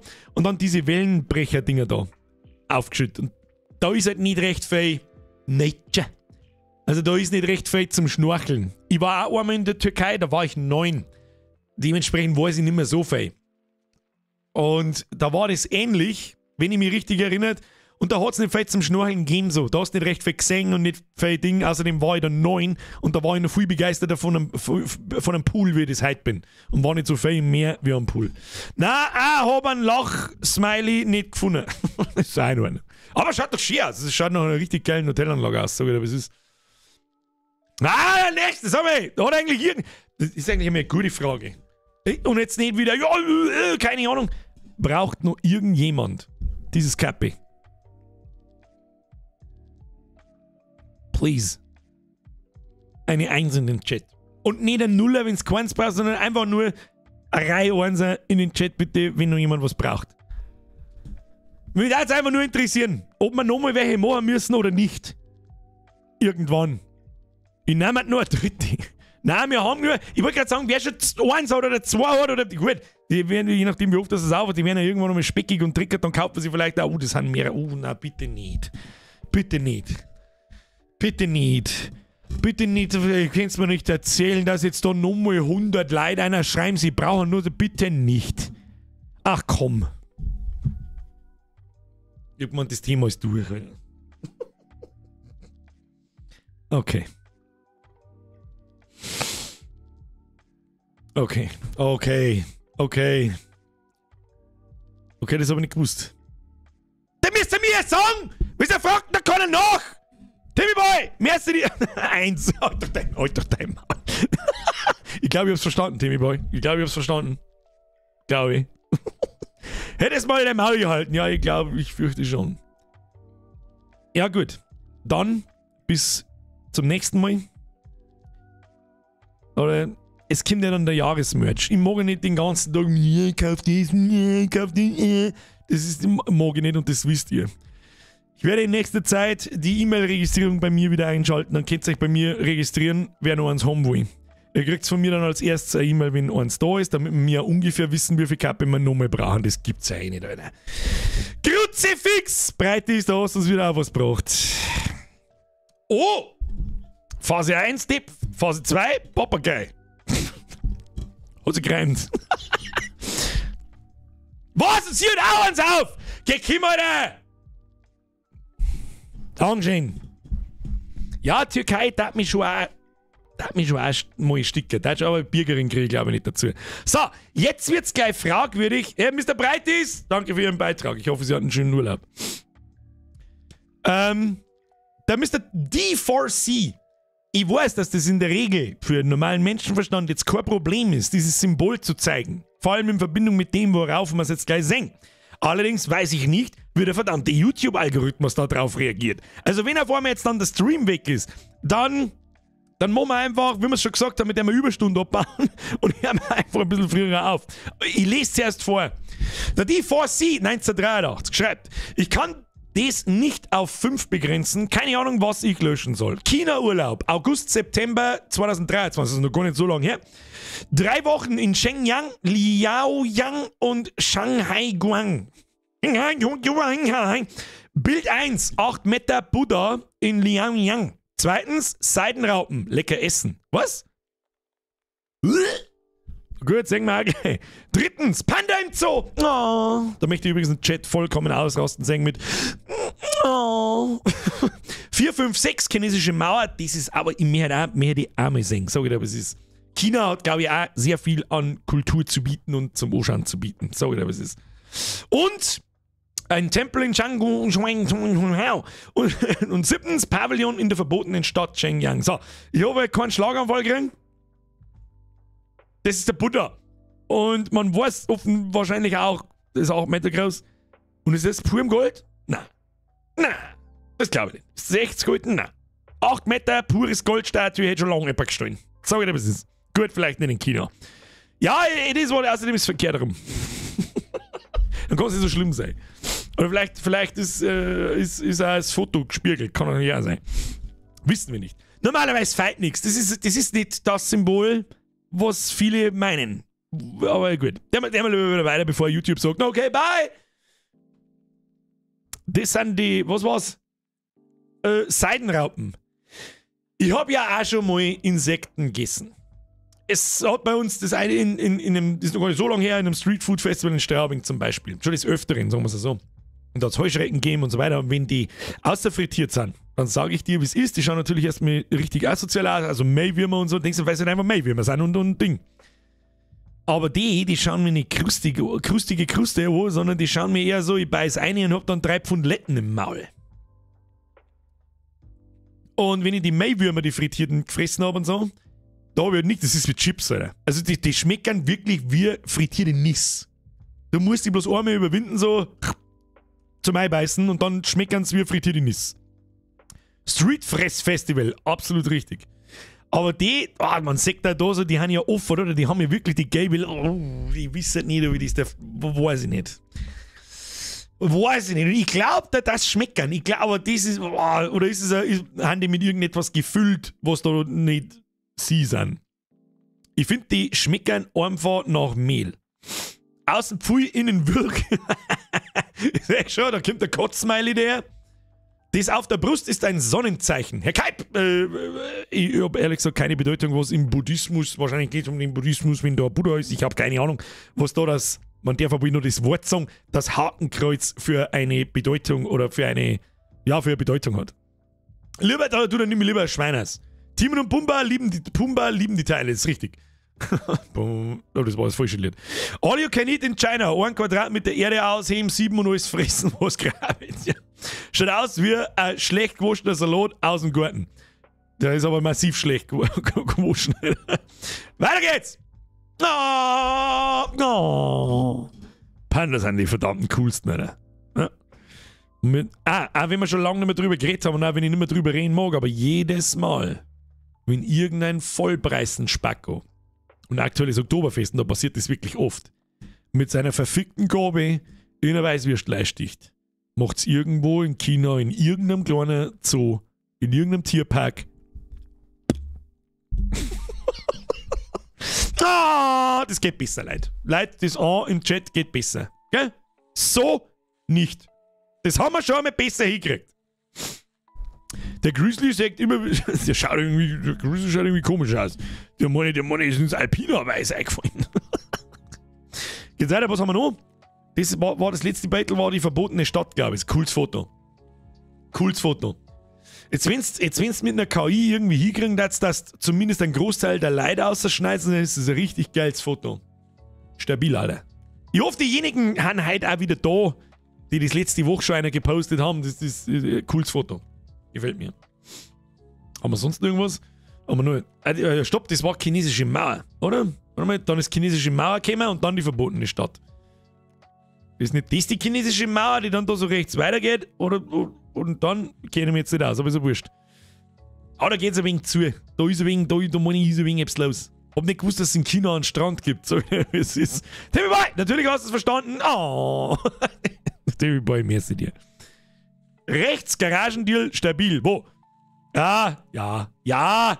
Gut, stimmt. Da habe ich jetzt nicht so drauf aufgepasst, weil ich, blöd wie ich bin, ich schaue mir das Battle im Stream an und da ist der Chat drüber. Da habe ich jetzt nicht so drauf aufgepasst, auf das unten. Aber ansonsten so, wenn ich so in das Battle reinschaue, dann, ja, dann, wenn du schon dabei bist mit der KI, die Leute aus zum Schneiden, dann machst du jetzt das Garagendeal durch irgendeinen Streetfood-Chinesen, der Seidenraupen verkauft. Weiter geht's. Was haben wir da noch? Oh. Ja. Das ist eigentlich, das ist noch gar nicht so lange her, da habe ich so eine Dokumentation über die chinesische Mauer angeschaut. ZDF-Info, bester Sender ever. Das ist schon sehr krass, was man da gemacht hat, Alter. Das ist schon wirklich völlig utopische Scheiße. Leck, Steffi, nehme ich es Sepp wo? Ich habe kurz überlegen müssen, was du meinst. Jetzt weiß ich es wieder. Garagendeal 1, nehme ich es Sepp 0. So schaut's aus. Das ist Benny, das ist die Mauer, das ist die chinesische Mauer. Ich habe mir jetzt da vorstellen können, dass das vielleicht der Zipfel der chinesischen Mauer ist, der halt bis ins Meer eingeht. Die haben sich ja bis ins Meer eingebaut, weil sonst kommt der gemeine Mongole und reitet einfach außen rundum. Ist schon sehr utopisch. Aber da meine ich, ist die kleine Tochter fotografiert worden. Da meine ich jetzt nicht dahin müssen. Aber wieder vorne. Stabiler Urlaub, das würde mich auch mal interessieren. 3 Wochen Chinesium einatmen. Kriegst die China-Fahren drauf. Ah, Mann, Mia! Oder die Mia Bavaria, das wissen wir nicht so genau. Einfach Standard Kroatien-Urlaub, Ferienwohnung in Donji Karin nahe Novigrad. Ist Novigrad nicht ein Map in Daisy? Oder eine Stadt? Weiß ich nicht mehr. Schauen wir mal. Oh. Mit Hund. Und Kippen, die sind wichtig. Kippen, Bier und Hund. Und eine sehr schöne Aussicht. Wo ist der Hund? Wie heißt der? Ich gebe ihm einen Namen. Schlabutzki. Aber jetzt heißt der Hund Schlabutzki, ob ihr das wollt oder nicht. Novigrad, stimmt. Witcher 3, da erinnert es mich dran. Ist Novigrad nicht Witcher? Das ist richtig. Interesting. Was haben wir noch? Schon wieder Hund. Der Schlabutzki. Einen härteren Platz zum Healing habt ihr nicht gefunden. Aber gut, ich verstehe es schon, da ist Schatten. Und wieder glasklares Wasser, was ich da hinten sehe. Ihr seht es nicht, weil der Chat drüber ist. Ja! Pech! Ihr müsst woanders hinschreiben. Jetzt haben wir da. Oh. Schaut jetzt mal so überhaupt nicht nach Kroatien aus, muss ich ganz ehrlich sagen. Euchelsau! Merci dir! Wahnsinn! Mein Garten ist auch da. Was ist dein Garten? Wo ist der Garten? Das ist der Garten. Das ist der Garten. Das ist da hinten. Merci dir. Schluss mit der Donaterei jetzt! Alter, es ist halt jetzt schon wieder 9. Ich kann ja nicht, Alter, ich kann noch nicht in einer Viertelstunde, eine halbe Stunde, kann ich noch nicht schon wieder ab, das kann ich nicht mehr. Oh, ist da ist ein Schädel. Ich weiß nicht, ob man es lesen kann, aber mittlerweile da man nur noch auf YouTube streamen können, muss die Auflösung gut genug sein, dass ihr es lesen könnt. Es schaut aber auch ein bisschen. Das ist doch gelungen, das hat der Dude drauf geschrieben. Das hat der Dude, der hat mein Pro-Game-Auge erkennt doch, dass das da aufgeschissen worden ist. Sag's, was ist. Da steht Winnetou drauf. Das steht da aber nicht normalerweise drauf, das hast du da drauf tippt. Sag's, was ist. Sag's, was ist. Ich würde gerade sagen, die Mia Bavaria, Entschuldigung. Ich würde gerade sagen, da ist wahrscheinlich der Winnetou dran geworden. Kann man sich mal, das ist eine gute alte, was ich sagen, das haben wir uns in der Kindheit angeschaut. Der fucking Winnetou mit dem fucking Old Shatterhand. Das war noch, was ich sagen, prophylaktisch hätte ich jetzt fast benutzt das Wort, aber das macht absolut überhaupt keinen Sinn. Birger, du ahnungsloser Vollidiot, wie viel mit Fremdwörtern um dich, von denen du keine Ahnung hast. Das war noch, soll man sagen, mir fällt das Wort nicht ein, das ist so. Nicht prophylaktisch. Auch nicht philosophisch. Paranoid auch nicht. Irgendwas mit P. Und in Bezug auf Kindererziehung. Egal! Ja, das war auf alle Fälle besser wie heute. Bei COD ist eine Map. Was im Ernst jetzt? Das hab ich nicht gewusst. Nein, obligatorisch auch nicht. Sam Hawkins war der Beste. Meta machen. Mag sehen, wir machen dir zwingen Meta, gell? Weil wahrscheinlich in 5 Posts du wieder irgendwo kommst. Hättest du mal früher gepostet? Ja, I'm a simple man and I see a dog, I say all and stare at it for hours. Pädagogik! Da, pädagogisch, richtig. Der Austrian, der Nitro King, der Basti, pädagogisch wertvoll, Winnetou. Lese mal was, du kleine Saugrippe. Und danach schaust du einen Film an. So, hast du was gelernt? Da war ein Message dahinter. Da war nicht jeder zweite schwul, lesbisch, vorher ein Mandal oder ein Weiberl. Schießt mit seinem Regenbogen quasi dem anderen einen Korken auf den Kopf. Nein, der ist nicht gestorben, das passt schon wieder. Pädagogisch wertvoll. Winnetou. So. So. Schöner Urlaub, Mia. Daumen nach oben. Du brauchst nicht übrigens niemals vorher rechtfertigen. Nichts Standardurlaub, Alter. Gibt viele, die das nicht machen. Da ist das nicht Standard. Die Lissa schreibt schon wieder einen Roman, Alter. Es war wie in jedem Jahr. Es kommt immer anders als geplant. Dieses Mal habe ich mir was Schönes von der Arbeit mit heimgenommen. Scharlach. Ja, klingt nach Riesenspaß. Ich gebe bloß das Scharlach-rote Kloster aus WoW. Oh, da haben wir viel Zeit verbracht. Hand hoch, wer hat genauso viel Zeit wie mir im Scharlachroten Kloster verbracht? Aber in der letzten Woche sind wir dann zur Oma gefahren und Mennel hat sein Hochzeitstagsgeschenk bekommen. Eine geführte Lost Place Tour quer durch die Stadt. Das war mein Highlight. Nächstes Jahr klappt es dann hoffentlich mit dem Schnorcheln. Schnorcheln ist das Beste. Achtung, Lost Places.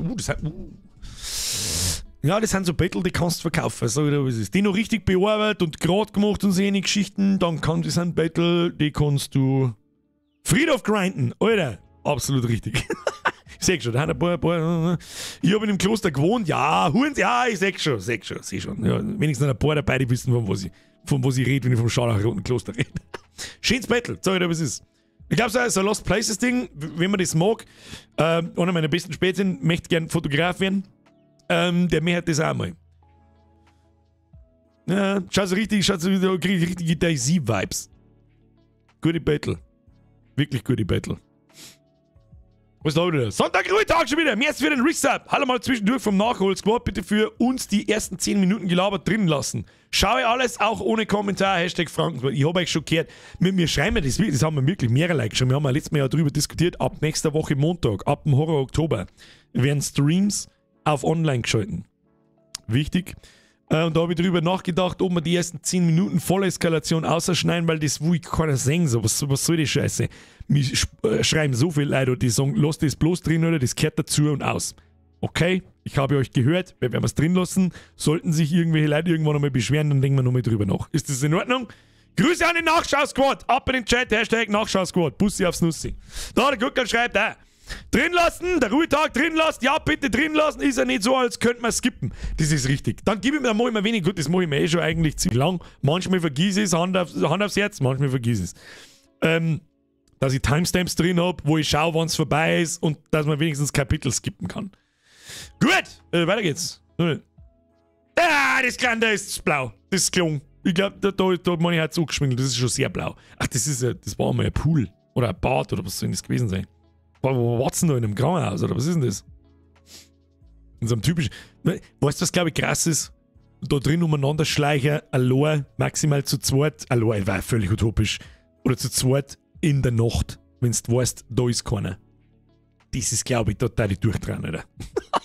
Da absolut durchdrehen. Da, wenn wir gerade beim Horror Oktober sind, da hinten das schwarze Loch, da auf der rechten Seite, fluppt man dann ins Stockfinster, Alter.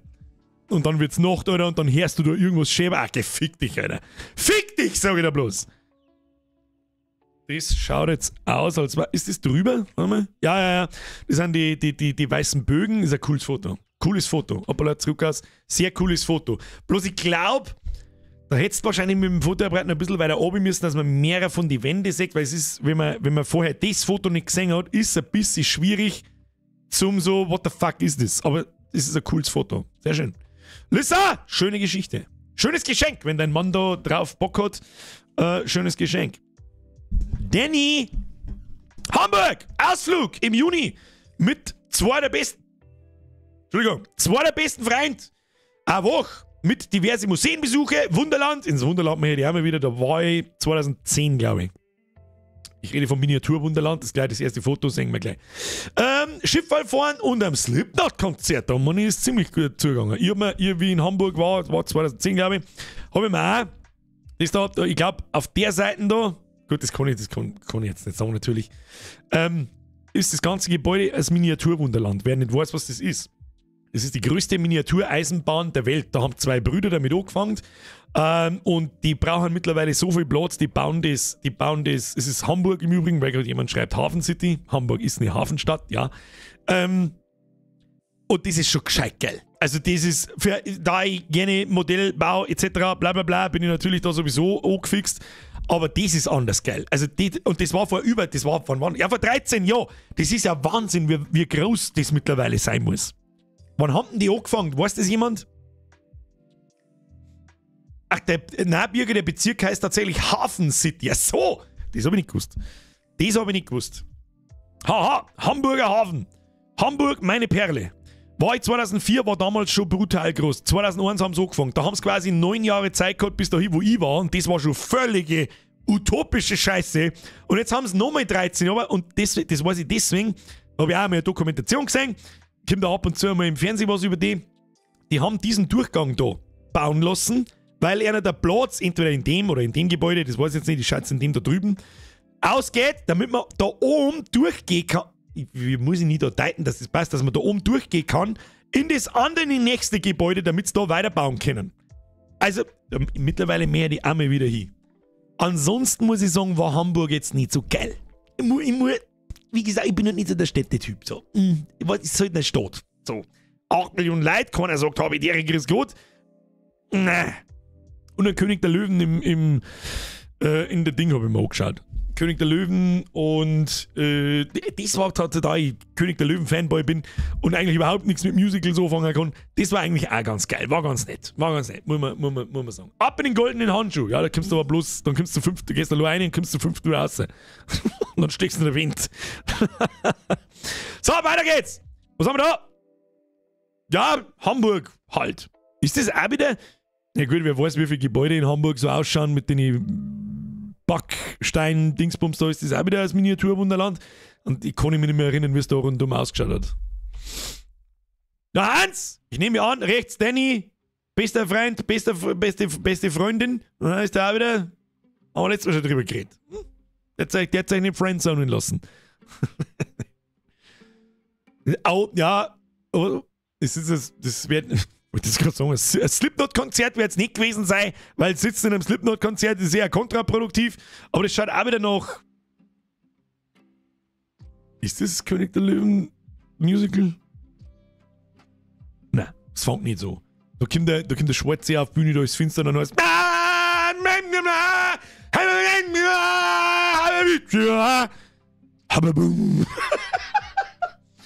was? Das ist König der Löwen! Harry Potter. Was ist das Harry Potter? Aber was haben die Symboliken mit Harry Potter zum tun noch? Ah, das ist eine ganz andere Geschichte, oder? Also da geht es ja nicht um die Harry Potter-Geschichte, die wir kennen, sondern es gibt ein Harry Potter Musical, glaube ich, The Cursed Child oder irgendwie so. Da geht es danach weiter, oder? Das wird nur ein Musical jetzt, kenne ich mich nicht aus, weiß ich nicht. Ich mag zwar Harry Potter und bin auch irgendwo Fan davon, aber das habe ich mir nie angeschaut, weil mich halt Musicals nicht interessieren. Weiter geht's!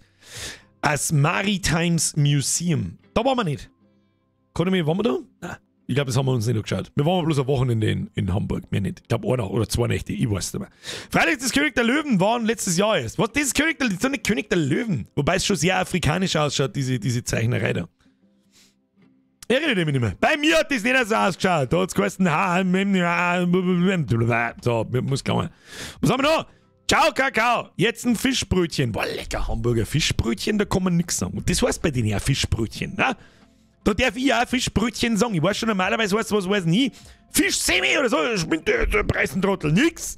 So wie wir das Recht auf Leberkäse-Semi haben die das Recht zum sagen Fischbrötchen. Der Fischmeck. Ah, du kriegst wahrscheinlich vom Hamburger. Ah, da flippt der Hamburger aus. Da stirbt ein Hamburger Panda-Baby. Wenn du einen Fischmeck frisst. Hab ich das Gefühl. Jetzt noch weiter. Stilwerkbrücke. Sagt mir jetzt gar nichts, ob die irgendwas Tolles kann oder soll oder sonst irgendwas. Aber ja, das ist ja das. Ist halt eine Stadt. Ist halt, oder warte mal, stopp mal, ist das der Fischmarkt? Oder wart's da auf dem Fischmarkt, sagen wir so. Ist das der Fischmarkt? Ich sehe ja keinen Markt. So, noch weiter? Nö, haben wir schon durch. Danny Boy! Herzlichstes Dankeschön für den Beitrag. Kriegst einen goldenen Kreis, Alter. Der Chris, wer einen Chris übrigens nicht kennt, ist der Trachtmann-Zeichner. Ist unter anderem verantwortlich für manche Karikatur von mir, die in die Videos vorkommt, die und so weiter und so fort. Und man ist immer noch befreundet im Übrigen. Was schreibt denn der gute Chris? Ich weiß gar nicht, ob er zuschaut. Ist mir wurscht! Ich war Mitte August in London. Fucking Fish and Chips. Fucking Mary Poppins. Fucking London. Bisschen Sightseeing und Kultur, um die Zeichenblockade zu lösen. Der Zeichner vom Trachtmann-Comic. Wie gerade erwähnt. Perfektes Wetter, kein Regen und so viel gesehen. Mein Highlight war der Hyde Park, Orchkatzelfudern. Werden wir gleich sehen. Chuck Brother! Wie wird man vom Platzwart aufgeweckt, wenn man bei König der Löwen einschläft? Na, sie pennen ja! Schlag die Ohren, du Depperte! Bababum! Chuck Brother, merci dir. So, schauen wir mal, was haben wir gesehen? Bist du, Chris? Sind Sie sich sicher, dass Sie nach fucking London geflogen sind? Weiß nicht. London, das was davon noch übrig ist. Herr Geibüffi, das sage ich jetzt nichts dazu. Was das betrifft, sage ich jetzt nichts dazu. Ich glaube, ich weiß, was du meinst. Wir sagen nichts. Tja. Ist das, was ist das? Little Chinatown? Keine Ahnung. Little Hongkong. Little Tokyo. Nein, das ist nicht japanisch, das ist chinesisch. Chinatown. Höchstwahrscheinlich, nehme ich an. Ich sage dir, was ist, ich habe nicht auf dem Schirm, dass es in London sowas gibt. Dass es Chinatown in London gibt. Aber ich meine, gibt es was in den USA. Keine Ahnung. Aber gut, weiter geht's. Was haben wir da? Ich habe ich kann bloß einmal wie anschauen, wie er in die Kamera eingrinst. Ich habe keine Ahnung, was das ist. Ich sag das, was ist. Was ist das? Müsst ihr in den Chat einschreiben. Dann sage ich es laut, um so zu tun zu können. Was das ist immer noch China, das ist doch nicht Chinatown. Das ist doch nicht, was ist das? Sometimes I miss the way he pronounced China. Das ist der Buckingham Palace. Echt? Chris? Hab ich letztes Mal schon erklärt. Quer? Dann passt er auch drauf. Ich habe keine Ahnung, ob das der Buckingham Palace ist. Ich habe keine Ahnung, wie er ausschaut. Ich sag das interessiert mich einen Scheiß. Das muss ich sagen, wann bringt mir das Wissen in meinem Leben weiter, dass ich weiß, wie der Buckingham Palace ausschaut? Ich weiß nicht. Nein, ist er nicht. Oder Geibüffi schreibt, nein, ist er nicht. Rothaus mit Schwarz-Gold-Tor. Nein, das andere von der Queen. Das ist was anderes von der Queen. Und du bist nicht von den lustigen, waren die lustigen Soldaten mit den langen, schwarzen Dinger, die sofort wieder wegprügeln. Weiter geht's. Oh, fuck, Alter. Jetzt wird's richtig krass peinlich, Alter. Ist das Notre Dame? Ist das nicht abbrennt? Ich hab keine Ahnung. Es ist, jetzt wird's kreislig. Was ist das? Kann jemand sagen, was das ist? Bitte. Westminster Abbey? Keine Ahnung. Hast du dann Mr. Bean drauf? Boah, like, Mr. Bean, wenn ich trifft, dann flippe ich aus. Westminster, das ist Westminster Abbey. Ich sag das, was es ist, das habe ich auch schon mal gehört, aber ich bringe damit nicht das da in Verbindung. Notre Dame hat keine Spitzen nicht. Jetzt muss ich nachschauen, wie Notre Dame ausschaut. Ich sag das, was es ist. Achtung.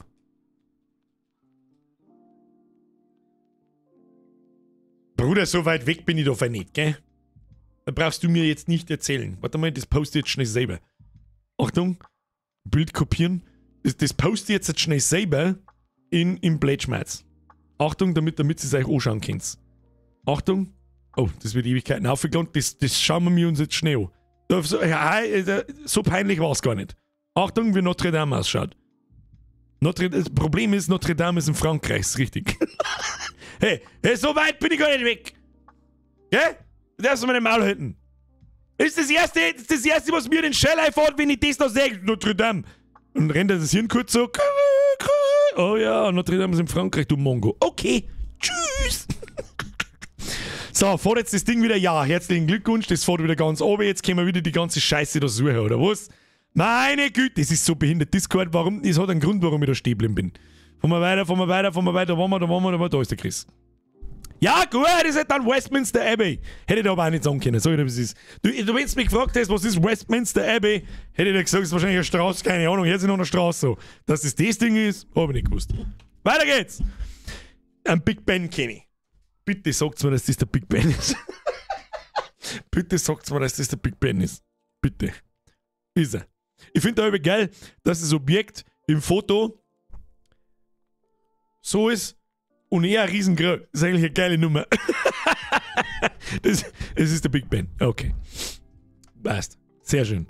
Und er grinst die ganze Zeit zufrieden.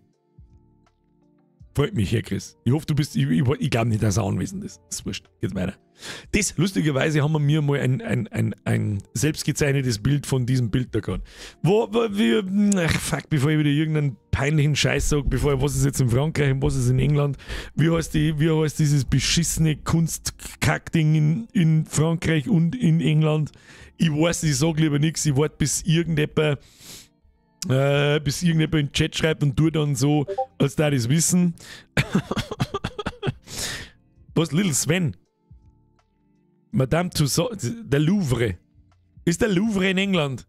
Der Louvre, was automatisch schon beim Schreiben von Louvre lutscht automatisch Minimum einen Penis. Das heißt, davon bin ich jetzt nämlich ausgegangen, das ist dann nämlich in Frankreich, das ist nicht der Louvre. Aber es gibt doch auch sowas wie ein Louvre. Gibt's doch auch in England, oder nicht? In fucking London. Louvre, ja, ich weiß das, deswegen habe ich ja vorher nicht Louvre gesagt, weil das ist so hochgradig homosexuell, das muss in Frankreich sein. Aber schaut nach Van Gogh aus. Ja, ich meine gar nicht das Bild, sondern ich meine das Museum, wo es drin hängt. London Gallery. Gibt's sowas? Keine Ahnung. Das ist mir, ich meine, das hat auch so einen Namen, einen Titel wie Louvre, aber heißt den anders, weiß ich nicht. Weiter geht's, was haben wir da? Das ist ein Picasso, keine Ahnung, ich kenne mich doch nicht aus. Aber er weiß, der Mann ist Zeichner, der wird aber wissen, der wird schon einen Grund haben, warum er sich davor fotografiert. Weil, Achtung, jetzt kommt so ein Highlight. Oh. Oh. Oh. Oh. Wieso dauert das so lange, bis der Chat ausflippt mit oh.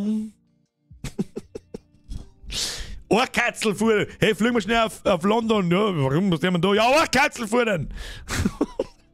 Aber ja, es ist noch nie ein Ohrkatzel. Gut, bei uns, wenn ein Ohrkatzel so nah hergeht, dann liegt später bloß noch der Schweif umeinander. Weil unsere 3 Alpha-Prädatoren sagen, miam, miam, miam, Motherfucker.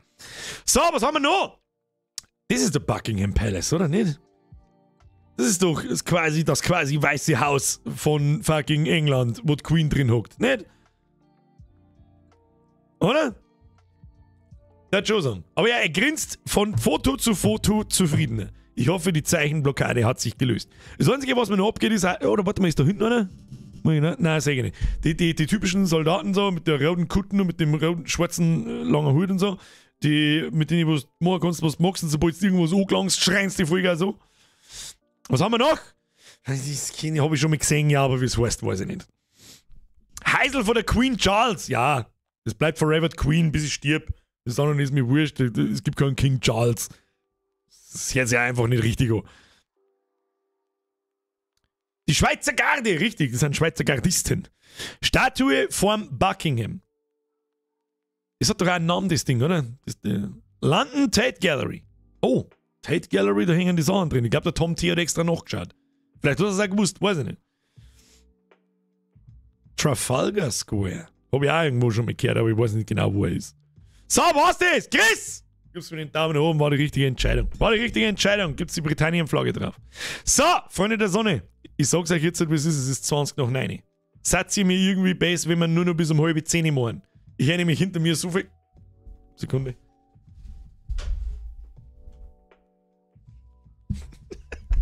es ist keine Herrin, aber es hört sich an, als wären Leute Herrinnen, keine Ahnung. Die Bürgerin hat heute Geburtstag. Seid ihr mir besser, wenn wir um halb Schluss machen? Seid ihr mir besser? Bitte. Ist das in Ordnung? Ist das okay? Dafür sperren wir am Mittwoch sowieso wieder ein wenig länger und eventuell, was ihr seht, schauen wir mal. Nächste Woche haben wir einen zusätzlichen Scheiße. Ist das okay? Hau gleich ab, passt alles! Mittwoch ist er dann wieder krank. Nein. Also ich muss morgen was tun in meinem Leben. Ich komme mir halt nicht aus dem Lebensaufbau, aber es ist da hinten. Das ist ja gut, das ist wahrscheinlich das Noise Cancelling vom oh Gott im Himmel, Alter. Okay, ich hab das Gefühl, jetzt war ich 1,5 Stunden da. Wenn ich jetzt 4 gehe, dann bin ich unter... Okay, ist ja wurscht. Ist ja wurscht. Nicht zu viel aus dem Leben düdeln, tue ich nicht. Der Mittwoch wird nicht abgesagt, okay? Gut, verspreche du es jetzt auch nicht. Bis jetzt hat der Bergdoktor bis jetzt frei. Okay? Ich streng mich an. Dafür haben wir Mika ein wenig länger. Schauen wir mal. Die eigentliche Feier ist ja eigentlich erst am Wochenende. Wenn, dann wird nächster Montag gefährlich. Nächster Montag steht auf der Kippe, sage ich euch gleich schon, wie es ist. Und dann gibt es bloß einen Tunnelblick. Sage ich dir, was ist. Dann wird nicht mehr gesoffen, dann wird nichts mehr. Fucking nothing. Alles Gute mehr im Monat. Timmy, Biergeil, der Turm heißt nicht Big Ben. Doch. Aber 100%ig heißt der Turm Big Ben. Timmy Boy, das glaube ich nicht. Da muss ich das mir anflunkern. Der Turm heißt doch auch nicht. Nein, das glaube ich nicht. Hat es einen Runden? Nein, hat es nicht. Keine Runden. Dienstag ist Feiertag, da kippelt nix. Stimmt, nächsten Dienstag ist Feiertag. Big Ben ist die Glocke im Turm. Scheiße. Wie heißt dann der Turm? Elizabeth Tower. Ist mir wurscht. Bei mir heißt der Big Ben. Ist mir egal. So, schauen wir uns noch ein paar Battle an. Kruzifix. Jetzt habe ich wieder 2 Minuten von 10, wo ich noch da bin, gelabert. Timo! Ich war letztes Jahr beruflich in Las Vegas. Was tut man beruflich in Las Vegas? Bist du beruflicher Glücksspieler? Bist du Kartenzähler? Da hab ich gehört, versteht Las Vegas keinen Spaß. Hab ich gehört. Geil, wie viel Ja, dann kriegst du Biergerin, Budget, alles Gute von mir, schnallt sie den 5er. Warte, ich glaube, er liegt da hinten hier, tatsächlich zufällig da auf dem Schreibtisch im 5er liegen. Den schnallt sie ich sage dir, was ist. Fahrtschä und sauf gesund. Ich werde halt nicht saufen. Ich sag das, was ist. Ich trinke vielleicht noch eine halbe. Eine, okay? Eine. Timmy Boy, Biergerin heißt der Liter. Haben wir gerade gelernt. Okay, gib mir geschlagen, haben wir wieder was gelernt. Geschichtsstunde beim Bierger. Achtung, ich tue noch mal her. Meine lieben Freunde, mein Leben war eine Lüge. Das Ding heißt nicht Big Ben, sondern das ist der Elizabeth Tower und die Glocke da oben drin heißt Big Ben. Habe ich nicht gewusst, ich hab gemeint, der Turm heißt Big Ben. Das hat mich aber auch nie interessiert, deswegen habe ich nicht genau nachgefragt. Timmy Boy, Küsschen aufs Nüsschen, geil Buffet, merci dir. So, Schluss jetzt! Was haben wir da? Timo, Las Vegas. Habe anschließend mit 2 Arbeitskollegen den Camper gemietet und sind durch die Wüste geheizt. Das hat dermaßen eine Breaking Bad Vibes, Alter, dass ich gleich einen Schlaganfall krieg. Bereist haben wir Grand Canyon, Horse Show, keine Ahnung, nicht mehr in den Bildern, schade, ein Hoover-Damm und ein Zion Nationalpark. Achtung, da schauen wir rein. Ja gut, es ist ein bisschen zu groß für Breaking Bad Vibes, das Ding. Aber das glaube ich ist ganz geil. Weiter geht's. Oha, Freunde der Sonne, da muss ich fast ein wenig aus dem Rückmal ein Stück, das ist ja großartig. Da muss ich fast auf Zeiten fahren. Nicht schlecht, mein Herr. Timo, ich hoffe, du bist anwesend, das ist ein schönes Foto. Kannst du sagen, was du willst. Geil. America in a Picture. Das ist geil. Und schön quer, das ist wahrscheinlich ein Panoramafoto, deswegen wird es auch ein bisschen schief. Das kannst du vielleicht ein bisschen gerade machen, ich weiß schon, dann verlierst du ein bisschen was oben und so. Aber wenn der Horizont ganz gerade ist und genau in der Mitte, dann starkes Battle. Hätten wir das nicht auch hochkant machen können, ja, dann hätten wir wieder nichts gesehen außer 5 Sterne und einen Himmel. Dann hätte ich gesagt, ja, super Berg, habe ich die Ehre. Wow, da brauche ich nicht davon. Stefan, mir ist wieder ein Euro. Eine halbe, ja, die letzte, die anderen werden nicht zählt. Alles Gute und Bier. Ich werde es ihr ausrichten. Okay? What? I fucking warn you. To! Du Klappspaten! Mir wundert, dass du nicht da bist, du Kasperl-Schell. Der nächste Uso geht auf die. Gute Nacht. Schau, dass du schleichst da mit dir. Da gewinnt nur YouTube und nur der Staat. Ich hab's dir schon mal gesagt. Merci dir. Schluss! Und über den YouTube Superchat schon gleich 5 Minuten. Du Kasperlkopf! Merci. Press mal F für den Tod. Der hat mir, pass auf, ich zeige euch, was wir da tun. Achtung, muss ich. Der hat da gerade einer donated, da ist der Verantwortliche, der mir die Playstation clean hat. Und ja, das Ding habe ich jetzt gerade nicht da liegen. Ist der gerade im Hintergrund? Wer ist im Hintergrund? Press F für den Tod. Schluss mit der Superchat-Scheiße, du Behinderte. Mittlerweile kennt man sie. Man kennt sie ja jetzt seit Dekaden, das darf ich schon mal sagen. So, weiter geht's. Mehr Battle. Das ist der Hoover-Staudamm, nehme ich mal ganz schwer an. Das ist auch ein sehr beeindruckendes Konstrukt. Das ist immer, wenn ich sehe, Monstrositäten sehe, dann denke ich mir so, zu was der Mensch noch gerade im fucking Stande war. Wenn er sich nicht den ganzen Tag gegenseitig aus dem Leben bomben darf, aber gut. Was haben wir da? Das ist dann, wo ich der Strip, nehme ich an. Was haben wir da für Ding? Caesar. Oh, das Caesars Palace. Was haben wir noch? Hinten steht irgendwas mit Love. Ja, interessieren das mich schon einmal. Das ist so einmal hin, so, aber ich mag dann da keine Zeit verbringen, weil ich irgendwie die Angst habe, sobald ich auf die Straße gehe, über den Haufen geschossen. Aber ich weiß auch nicht. Ich weiß auch nicht. Weiter? Starkes Bild. Schaut ein bisschen bearbeitet aus, ist wahrscheinlich aber nicht. Starkes Battle. Starkes Battle. Von Caesars Grab zu Caesars Palace. Full Circle. Ja, und so schließt sich der Kreis. Vegas ist toll. Billy Ocean lässt grüßen. Starkes Battle. Gefällt mir gut. Da meine ich, wenn es da ein wenig, kann man auch, wenn man ein bisschen hineinbearbeitet, kann man sehr viele coole Bilder draus machen. Das kannst du verkaufen, das Battle. Sag ich dir, was ist. Ja, als Stockfoto oder sonst irgendwas. Sehr cool. Sehr cool. Gibt's von mir den Daumen nach oben. So, dann haben wir schon wieder durch. So, 2 Personen schaffen wir schon. Dann muss ich mich schleiern. So, alle mal in den Chat hinein. America! Fuck yeah! Und ich rauche dabei. Jetzt kommt die Miss Vaping Hobbit. Wie jedes Jahr Urlaub mit unseren Hunden. Oh, I'm a simple man. Da sie zur Familie gehören, da brauchst du keine Ausrufezeichen bei mir im Chat dazu mal. Kroatien Camp, Slatina auf der Insel Kres. Für Kind und Hunde einfach ein Traum. Warm, meine Hunde lieben es warm. Wasser und für alle was geboten. Achtung, wir lurren hinein. Was haben wir da? Da schnorchelt jemand. Achtung. Ist das ein Sohnemann, der da reinschnorchelt? Falls ja, gibt es einen Daumen nach oben. Kopiert die Ohren. Gibt es gleich eine auf dem Dates? Da gibt es eine auf dem Dates. Ich hoffe, da ist jetzt kein Scheiß nicht labert, aber es schaut ein bisschen so aus. Aber gut, man kann. Das passiert dann ja meistens als Welpe und dann kann man nichts mehr dagegen tun. Und dann muss er übernehmen. So schaut's aus. Und, was hat denn das? Boxer? Ich kenne mich nicht auskennen, aber es schaut ein Boxer aus von hinten. Oh, nein, oder doch eher nach Mops. Hallo, ich bin Mops. Wie viel Hunde habt ihr hier? Sind da 3? Er da ist ja nicht er da, der Rechte. Und er da auch nicht, der schaut ja aus wie der Gnädel. Die sind nicht kapiert. Diese Arbeitsstelle, muss ich sagen, schaut schon ein wenig kopiert aus. Wer nicht weiß, was kopierte Ohren sind, das weiß man von Dobermännern. Jeder hat ein Beutel von einem Dobermann im Kopf. Ein Dobermann hat normalerweise nicht diese Ohren. Diese typischen spitzen Dinger-Ohren. Die haben normal Schlabberohren.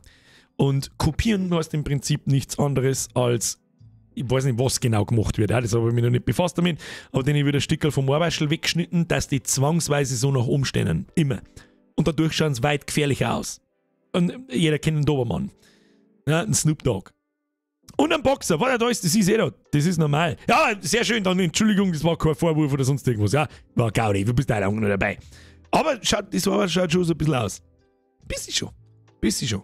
Das rechte nicht so, aber das linke schaut so aus. Nee, das macht auch keinen Sinn. Und dann haben wir Mops. Mops und 2 Boxer oder 2 Möpse. Das macht nur Sinn und ein Ding. Dobermann sieht normalerweise aus wie ein Dackel auf Stötzen. Hier ist ein Reiner absolut korrekt. Die schauen aus wie die Liebsten. Nur schaut fast aus wie, sollen wir uns mal einen Dobermann. Ja, die haben wir keine Zeit mehr. Ja, weiter. dann gehen wir, du nicht an, beim Knädel geht's ähnlich. Und am Plötzer geht's auch ähnlich und am Katzenbrocken geht's auch ähnlich. Aber alle haben was gemeinsam mit diesen Mobs. Ein bisschen weniger essen, da nicht schon. Alles gut. Da sitzt da oben der Knädel. Da sitzt da oben und druckt und druckt Liege durch. Aber er schaut zufrieden aus. Box Mops. Der Mops nur so, nee, Hund geht immer.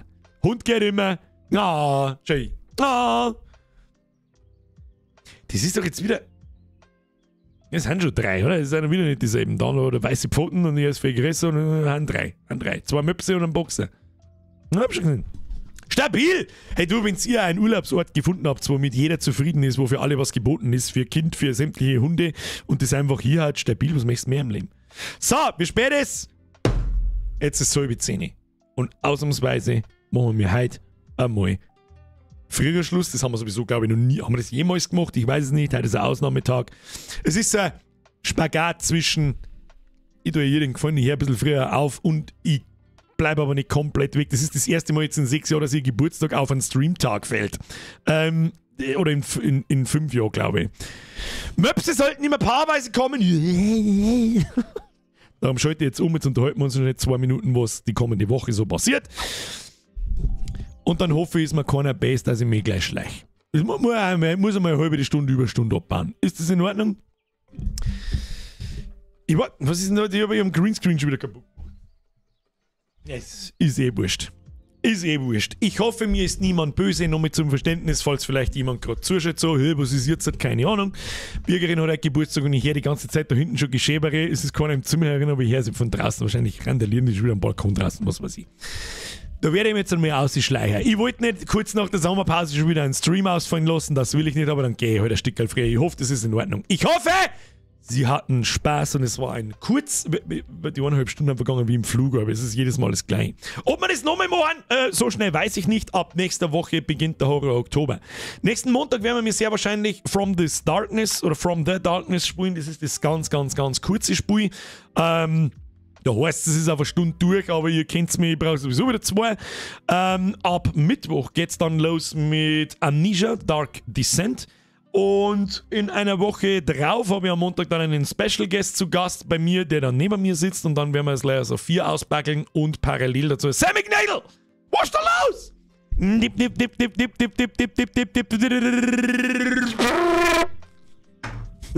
Merci dir. So sollst du keine Donation sein, nicht wenn ich früher gehe. Also da so schon nicht, aber so erst recht nicht. Ich werde ihr einen schönen Gruß ausrichten. Wir singen uns am Micker mit Lies of Pi.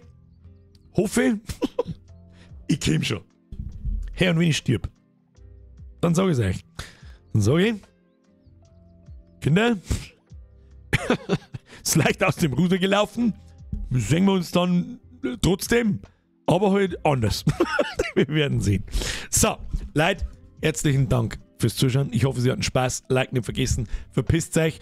Wir sehen uns am Micker um 20 Uhr. Ich gehe mir jetzt eine halbe aufdüdeln und was weiß ich, was die für eine Scheiße treiben. Wir werden sehen. Ich wünsche Ihnen eine schöne, gute Nacht. Falls wir uns am Micker... Wir sehen uns am Micker. So, schleicht euch. Vielen Dank und danke, dass ihr nicht besser seid. Das ist das Allerschönste. Schleichen Sie sich davon. Hauen Sie ab jetzt. Habe! Merci für die ganzen Donations, danke für die neuen Mitgliedschaften, danke für die alten Mitgliedschaften. Press Triple F für die Mods und Press 8 für Okta F für euch, dass jetzt so kein Riesenaufstand nicht kommt und dass ich mir das jetzt nicht anhören muss. Bussi auf das Nussi, bis, ich brauche sowieso eine Viertelstunde, bis ich den Stream beende, weil mittlerweile alles umgebaut ist. Stream beenden, ich wünsche euch was, hauen Sie hinein, ich gehe jetzt halbe Gondeln, eine. Versprochen, eine, dann ist Schluss.